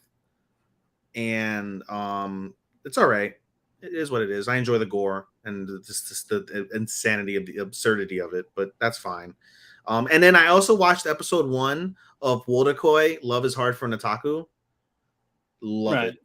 Love it. Good. Actually, no, two. I've watched 2 episodes. Love it. It's great. Anyway, all right. Let's move on. My Tiny Senpai, I enjoy it. Matt's meh, but at least he's not going to drop it. Yeah, so I will keep it. All right. 4 more. All righty. Liar, Liar. Interesting. It's like Tomodachi Game, but light. It's a little more humor. It's more ecchi. Well, we'll get to the ecchi because it is an ecchi genre. Yep. But it's not dark. It's not gory. It's like it's mind games. It is mind games. Yeah, and so in this academy, they sell through games, and the main guy is Hiroto. She got challenged by Sarasa, who is like the daughter of the people that run the school. Yep. And of course, Sarasa thinks Hiroto's a liar because the school runs on lies and manipulation. Yep. Don't trust anything what anyone says. Right. So she's like, bullshit on you being lost. It's your first day. I'm going to challenge you to this game. Yep. And of course, she loses. Yep. And he took the lion fate. He's now a 7-star. Despite only being a 1-star. Yep. Well, technically he'd have any when he got here, but... Yeah, now he's a 1-star because he got but yeah, he was a literal first day guy. Yep. And of course, like, okay, we gotta make it seem like you're a big shot and all this. Like, you had good grades. Here's your own house. Here's a maid. I love the maid, by the way. Shirayuki. She's cute. Yeah, she's very cute. What was the goal for him? Like his sister or something like that? The goal, what? Oh, like what was his main goal? There's a girl that was like a childhood friend, and he believes like she disappeared. He's fairly certain she's on this island, and he needs to find her for X reason. Yes, but yeah, as we find out, Sarasa says she's not here, but that could be a lie. Everything could be a lie. Indeed, a lot of it. It's a game of chess that you could do. It could be anything, like find certain cards. Mm-hmm. It could be as simple as a staring contest. It could be anything. Mm-hmm. Mm-hmm. So it is definitely an interesting concept. Mm-hmm. I do enjoy it. I don't love it yet. It could happen. I bet you this whole thing's going to be a lie. Hiroto knew everything. He really was a 7-star, but he made him think he was a 1-star. I don't think that. I don't know, but you never know. There's definitely going to be like a big lie reveal at the end. Agreed. But is it going to be from Shirayuki, Sarasa, or Hiroto? Or from the school in general? You're caught up, right? Yeah, I'm caught up. We got 3 episodes. First, it was like, oh, we're going to take a break for an episode because they released 2 on the same day. Yep. But episode 3, surprise. Surprise. Yep. So, if it goes quick, fine by me. Yep. Alrighty. But yeah, what did you think of it? No, I like it. It's fascinating. It's not something I normally watch, but there's nothing wrong with it inherently. I find it fascinating. I really feel like everything's gonna blow up in their face. Like they're gonna get caught officially, like with the cheating thing. Probably around the middle. And then that's gonna blow everything up. And by that point, though, he'll actually have been like he's already now. Spoiler alert, by episode 3, he's a 5-star. Yeah. No, I'm sorry, he's a 6-star. He's 6 stars by episode 3. Yeah. Also, I love how he won that last game. Yeah, in the system. Yeah, he did. He's just like, it's like, we both had not to have cards. Yeah. Like you gotta make it. You got rid of all your cards. I got one, bitch. I win. Yep. I was like, oh yeah. Oh, it's if one person has no cards, that's it. Oh. Mm-hmm. But unique concept. Let's move on. The girl I like forgot her glasses. I love this. Yeah. The plot is basically it is that. Kaede, he's a school student. There's a girl he likes named Ai. and G is for gaslighting. Yeah. But what you call it? She's cute and all this, smart, but she likes to lose her glasses. I don't think she likes to. I know, but she loses them. She broke them. Yeah. And Kaede just helps her out in these situations. Mm-hmm. Even tried contacts at one time. Mm-hmm. But animations by Go Hands, they do a very nice job. It's amazing. It is honestly. Also, the cat is the same studio, same animation. Oh, really? Nice. Yep. Nice. I saw the closest. Like, it's the same studio, and I looked like it's the same studio. Dude, honest to God, out of all like out of all the animations, I genuinely think this is one of like, if not the best, like animation out of this all that are here. This and Zom I like the most. I haven't seen Zom yet. I've seen the clips of like the stills of Zom. That looks pretty good. Like I said, what's it called? Reign of the Seven Spellblades, Harry Potter anime. Really solid animation too. I like it. They use this studio uses CGI a lot, but they do it really well. Yeah, they combine the 3D, CG, 2D nice way. Especially with the close-ups with like the camera angles, like the walking clothes, the cars. That opening scene where you have like these are the cars, the walking, I was hooked. I was like, wow, the brightness of the colors with the summer tree, great. Yes. It's all great. I do like this. I like this a lot. I just don't want. Didn't like it much. The first episode. I didn't say that. Oh no, it was Starman. I was like, it's mid. No, he said that about Senpai. No, I thought he said that about this too. Because I didn't read his comment for that. I didn't read it. I was like, bro, watch it. This is so fucking good. This animation is amazing. He's like, I think my only worry is I don't want her losing glasses to become an annoying trope. I think she's gonna like. There's gonna hit a point where she's gonna lose the glasses on purpose because she knows like his feelings.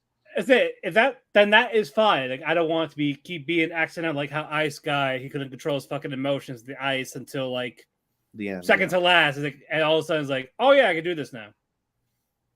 Since when? I don't want it to be like with this, but I do like it a lot. I do want to see more of this. I love it. This is another one of my tops. Hold on. I think we have one more. Let me double check. We got two more. Yeah. Gene of AI. You put me on this. I put you on this. You put me on this. I was like, I said at the beginning, I was like, this will be a maybe. And then I dropped Ayaka, and I was like, well, I got room for one. Let's make it Gene of AI. And boy, I'm glad I picked this up early. This is great. Yeah, this is very fascinating. Basically, it's humans, humanoids, the advancement of AI technology. And I love that you could tell who is who. Yeah. Like with the eyes, you can tell by the eyes. But goat eyes are for the humanoids. They look like the frog eyes from Naruto Sage Mode. Yeah. I say is that, or this, again, the eyes of a fucking goat, but okay. But that's what I call it. I just call them fucking goat eyes. Actually, that's what Chris pointed out. Like, why are they fucking goats? Like, what do you mean they're fucking goats? Like, oh, the eyes. I've never seen. Oh my god. Oh my god, I can't unsee this now. Yeah, see? Oh my god. Yeah, they're fucking goats, man. Bah. Yes. That's all I'm gonna hear now. Like, oh, humanoid, what do you think? They're glitching. Bah. The story follows Hikaru, who is a doctor who specializes in helping out the humanoids, even in illegal activity. Also, she doesn't condone, by the way. It's not like he's helping them because he condones it. No, because basically it's more of he wants to search for his mom's backup. I'll go backing up is illegal. Yes. Basically, you cannot back up your memories and all this for the humanoids. Yeah. It's basically a life sentence and/or rip your body apart. Yep. Basically, to make it fair, like you have one life, you don't get these multiple turns. Correct. So Hikaru helps out with these for the humanoids because his mom used a backup to help him when he was sick. And because of this, she's in jail. For 30 years in jail. Yep. So now he's looking for the backup, which is out there somewhere. And He's really not a fan of the humanoids. I wouldn't say that. Like, yes and no. Basically, it's like you have all this technology and all this, and you fucking wasted with stupid shit, like backing up stuff. Yeah. Basically, he's like, sorry, not like hate him. He's like disappointed in them. Like, why you exactly like us? You shouldn't be. Yeah, he's like, you should be better. Yeah, and they fucking fuck with that humanoid mom's like, oh, like we're gonna back you up. We'll do the format. We'll just reset you. Like, oh, like I don't want this. I want to live normal. I'll die. I'll just die in the 2 weeks because she had a virus. Yeah. So they let her die, and they fucking backed her up. They used the backup. Yeah, they used the backup that was clean, no virus, no nothing. Yep. Not from the black market. She was in a 2-week coma, so they thought she wasn't gonna make it. But yeah, the husband was happy, but not the human daughter because the moment they had together is gone. About with the milk and with milk and the eggs. To make yep. it more floury. Exactly. They don't have that again. Now Liz was like, what's that? Did you like that recently? Yeah, and she begins to cry. That was sad. Yeah, that's the consequences of the shit you do. That was sad. I love the nurse. I love her. Risa, yes, I love her. Yeah, she's great. Yeah, and fucking Karu with just groping tits, like, yeah, you got upgrades, girl. Get that, you know. That is the best trap in the history of anime. Yes. She literally they okay. I'm going with they. So they were a man and got bored of being a man and decided to upgrade their body to be more of a woman because they were fascinated by how simple-minded men are just looking at titties at the female body. Yeah. And he's like, hey, she's like, they are like, hey, I can't help you pass your genes, but I'm in for a good time. That's perfect. No condom, no nothing. Can't get pregnant. No STDs. You're good. You're good, bro. Just perfect. So how do you get that out? Like, there's so many questions you can ask. What you think it's like a suction cup? Or? Oh my god! Like, is it like a? No, like, I think they literally attach a pocket pussy inside the body. Like, what is this? So like an Ono hole. Ono hole, yeah. No, it's got no. You gotta see, it's got the cool features. It's got the vibration, the temperature control, the tightness, the sensitivity, temperature control. Make your dick cold, make your dick warm. Bitch, Lipo suck it out. Hot or cold? I want some necrophilia tonight. Make that bitch freezing.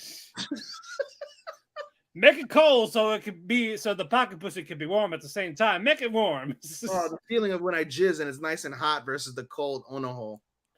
Yeah, but I love the concept of how they do androids, humanoids, and in this fashion. It's fast. The story is also fascinating because there's dark twists. Clearly, at the opening scene, she's like, the mom is like, I wish I would have questioned it more before I signed the papers. Yeah. That leads to like some sort of dark trickery. I'm with it. From these corporations, yeah. Yeah. And it is fascinating, especially now we have Chat GPT. I have hopes that Genes of AI will be just as good as ID Invade. Oh yeah, you did watch that. Yeah. Like you have Chat GPT and the advancement of AI, you get all these horror stories and things of that nature that really seem a lot more possible to come to fruition than not. So, especially me as an IT guy, and my brother-in-law recently did stuff on Chat GPT and the advancement of AI, like for like some sort of conference. Yeah. He was reading me some of the stuff, and I thought it was relatively fascinating itself as well. And yeah, dude, like I will say this will get people to hate me. I don't hate AI. I don't either. I think it's a good learning tool for people that write or like draw. They need help. It's something to help you, not just use it for profit. I genuinely think we won't be alive by the time the world is annihilated by AI, and that's okay. Yeah. I say it is a good learning tool. If you want to use it for entertainment, perfectly fine. Yeah, I mean, AI as it is when you have Alexas and Googles. Yeah, like that's AI. Yeah, like, just basically making a profit and claiming it as yours. Yeah, that's an issue. Yeah, but if you do it for entertainment or just something to help you in, that's fine. The world is literally going like we saw in the one mid anime that we saw that had to do with a lot of we saw it a couple seasons ago. Love Flops. Yeah, Love Flops. That's genuinely how the world is going to be, full of AI of that nature, and that's okay. And it's going to be damning when it goes down. That's it. The world's evolving. It is. Why try to regress? That's like with human rights or everything. Why go backwards? We want to go forward. Time was better back in 1964. Yeah, no. The F's and the N's didn't exist. Yeah, no, they did. They just didn't show you. They didn't teach you. This fucking whitewashing piece of shit. But says the man with the white. Yeah. I know we're selfish pricks. I know that. I can say that. We're awful. Yeah, you are. Exactly. Damn right. All right, moving on. Last one. Rurouni Kenshin. Main event. Yep, this is a reboot of nearly 30 years ago. I have not seen the original for this. Yeah. The original, I saw it on Toonami. They didn't finish it on there. Like you would have to pirate the rest. Mm-hmm. Like it stopped at a certain point. Like I didn't understand why. But of course, obviously, watched it on Toonami. I watched the dub. So, and of course, we have to bring this up. The mangaka, we do not support this guy. Straight up pedophile, arrested for child pornography. Oh, really? I didn't know this. Yes. So why did they reboot it? I don't think he's getting royalties. That's why. That's gotta suck.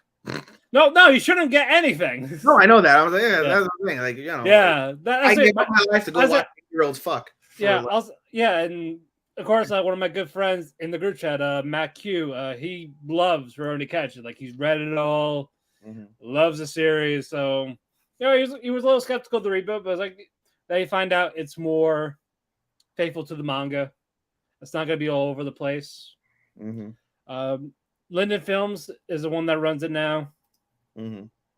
So I guess that makes sense why Rurouni is like 30 and the main character is like 15. Is she? Hold on. No, she's 17. Oh, she's 17? Yeah. Oh, well, and he's 28. And it's also set in old Japan, so that's actually legal ages. Yeah, well, thinking about it, 14. Fuck's sake, but basically, it's a reboot, retelling, more following to the manga. People were a little more excited for this one because it wasn't CG like Trigun. But I know. But of course, it's like should really support it because of this guy. But yeah, I think everyone's aware. I think that's why, like, if he's not getting shit for it, so he can go fuck off. And I will say, so far, 2 episodes in, it's not bad. I just don't dig the story. Like it's a typical 90s story. It seems now. Let me mute this thing. They're fucking going off about Ashoka, which I can't wait for Ashoka. That comes out. Mute for 15. Isn't that next month? Yes, August the 15th or 28th, something like that. Okay. Yeah, that'll be good. Hopefully, it will be good. We'll be watching weekly. Anyway, I just don't appreciate the story of like I've killed a bunch of people, so now I don't want to kill anymore. I don't. No, it's one of those. It's not like that. That's what I got from the first 2 episodes. I know, but there's more to it. But I hope. I don't hate it. I'm not like, oh, this sucks. I'm dropping it. No, I'm not. No. It's really good. I like that they kept Kenshin's mannerisms, the way he talks. Deko Jado, not a good Jado. The damn, I don't remember what it is. Yeah. Deko Jado is from the thing from Shield Hero. Yeah. But I like they kept his mannerisms. They kept his speech. His little Yoda talk. I like it. People were thinking he's going to talk normal. Like, nope, this is not the case.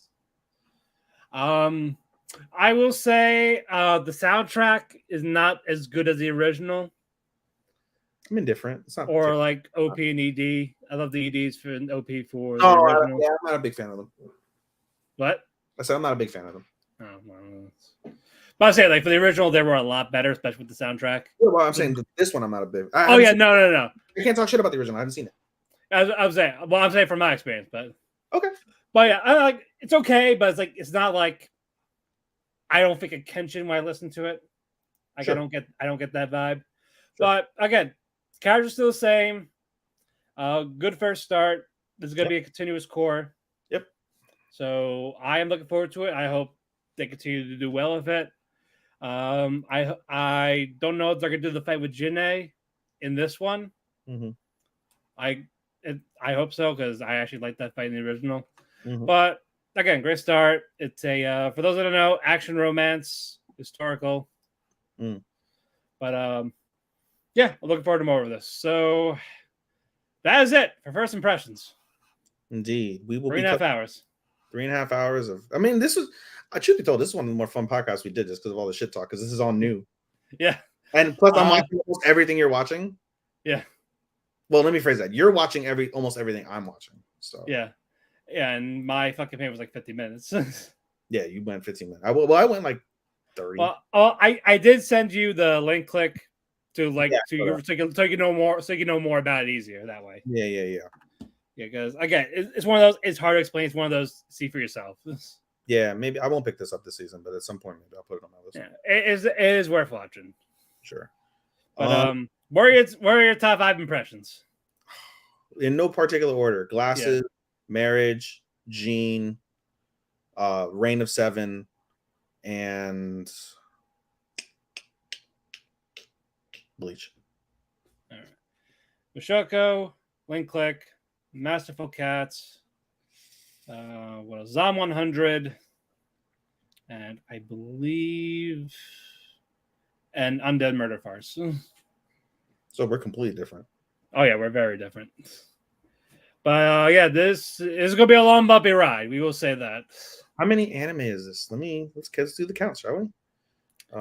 Ich, ni, san, shi, go, rok, nana, hachi, kyu, ju, juichi, ju, ni, ju, san, ju, go, ju. I'm sorry, ju, yon, ju, go, ju, roku. Fuck, I gotta start over again. Sorry. Ich, ni, san. Let's do these this way. Ich, ni, san, shi, go, rok, nana, hachi, kyu, ju, juichi, ni, san, shi.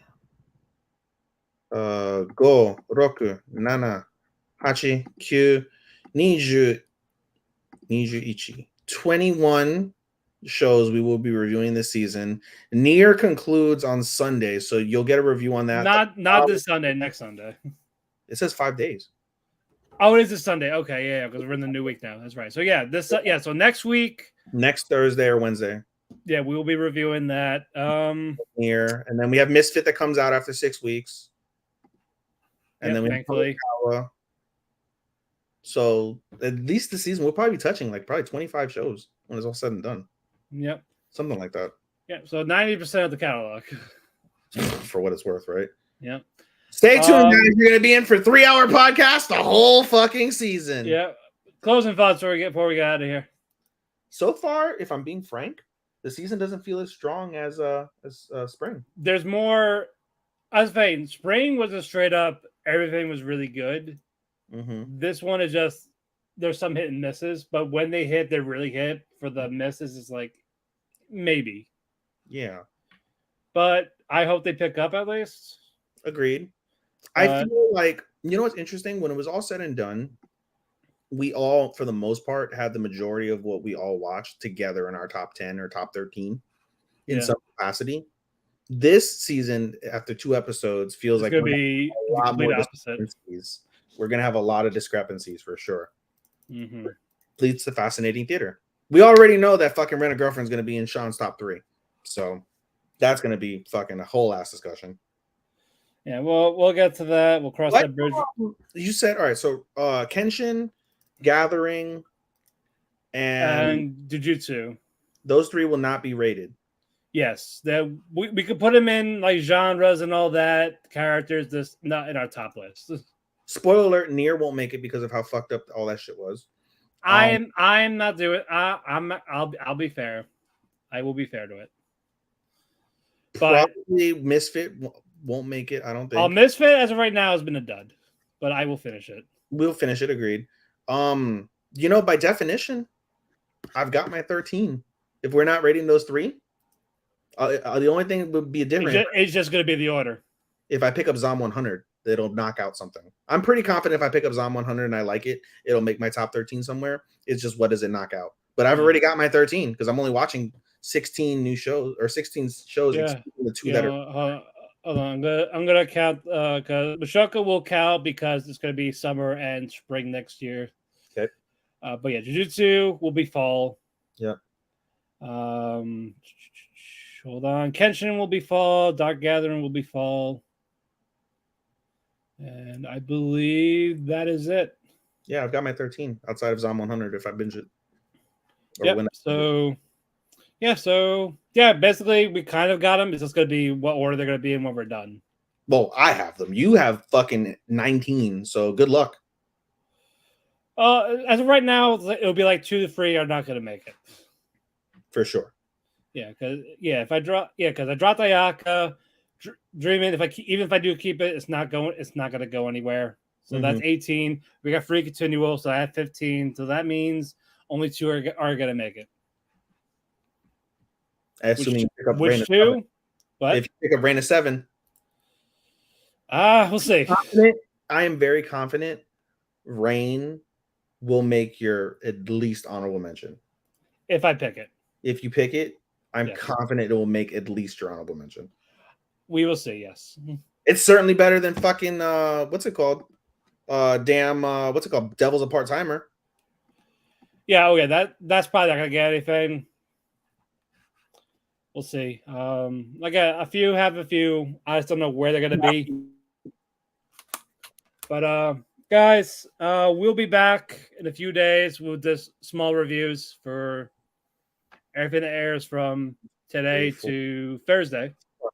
It's 4 shows for me. Glasses. Jujutsu. Glasses. Happy Marriage.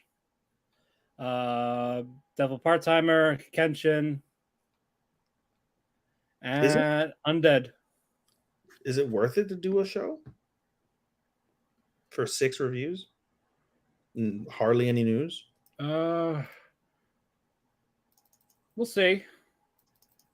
We'll see how we feel. Because if anything, we can skip to next Wednesday because I'll be in Long Island hopefully next week. So we can do next Wednesday. Okay. All right. So next Wednesday we will have reviews of the other various shows. Of 20 shows. And we will have the completion of Nier Automata. That's 22. We'll have 22 reviews. Yep. Next Wednesday. We could pick up the Tony Kawa one.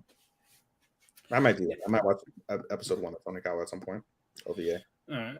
But we'll see how that goes. But guys, we're gonna be back. We talked our cake. We're full of cake. Let's just get out of here. Follow me at Twitter at DamianPhoenix12. Follow him at Showstopper24. Follow our Twitter at Talk to Keki. We on our Talk to Keki Twitter, we have a stream link for where we listen to your favorite podcasts: Apple Music, Spotify, iHeartRadio, Amazon. You name it, we're there. Just type us in the Google search bar if you want to. We're on like at the first page or two. Whole thing. Thank you for people that do download and listen to us. We want to thank Sean, our editor, who does this every week behind his girlfriend's back, but hi. But no, hi, it's also me. We want to thank W2M Network and Chairshot Radio for hosting us on their platforms. Follow them at W2M Network and at Chairshot Media. Always use your head. Give them your Instagram so we can go. Yes, you can follow me again on Twitter at SHOSTOPPA24. You can follow my anime Instagram at AI_anime24. I'm almost done with fall 23 reviews. I'm sorry, winter 23 reviews. And I will move on to spring very shortly. Look forward to that. You can follow my podcast Instagram at podcast.senpai. You can follow our Talk to Keki Instagram at TALKTHEKEKI. I need to update that with our newest episodes so we can put a post on that. Again, as Matt said, all of our socials have link trees where you can follow our personal endeavors as well as any of the show's endeavors as well. And am I done? I guess I'm done. Yeah. All right, guys. We will see you next Wednesday. Till then, arigato and atafaku and sayonara. Sayonara, minasan! Bye-bye. Welcome to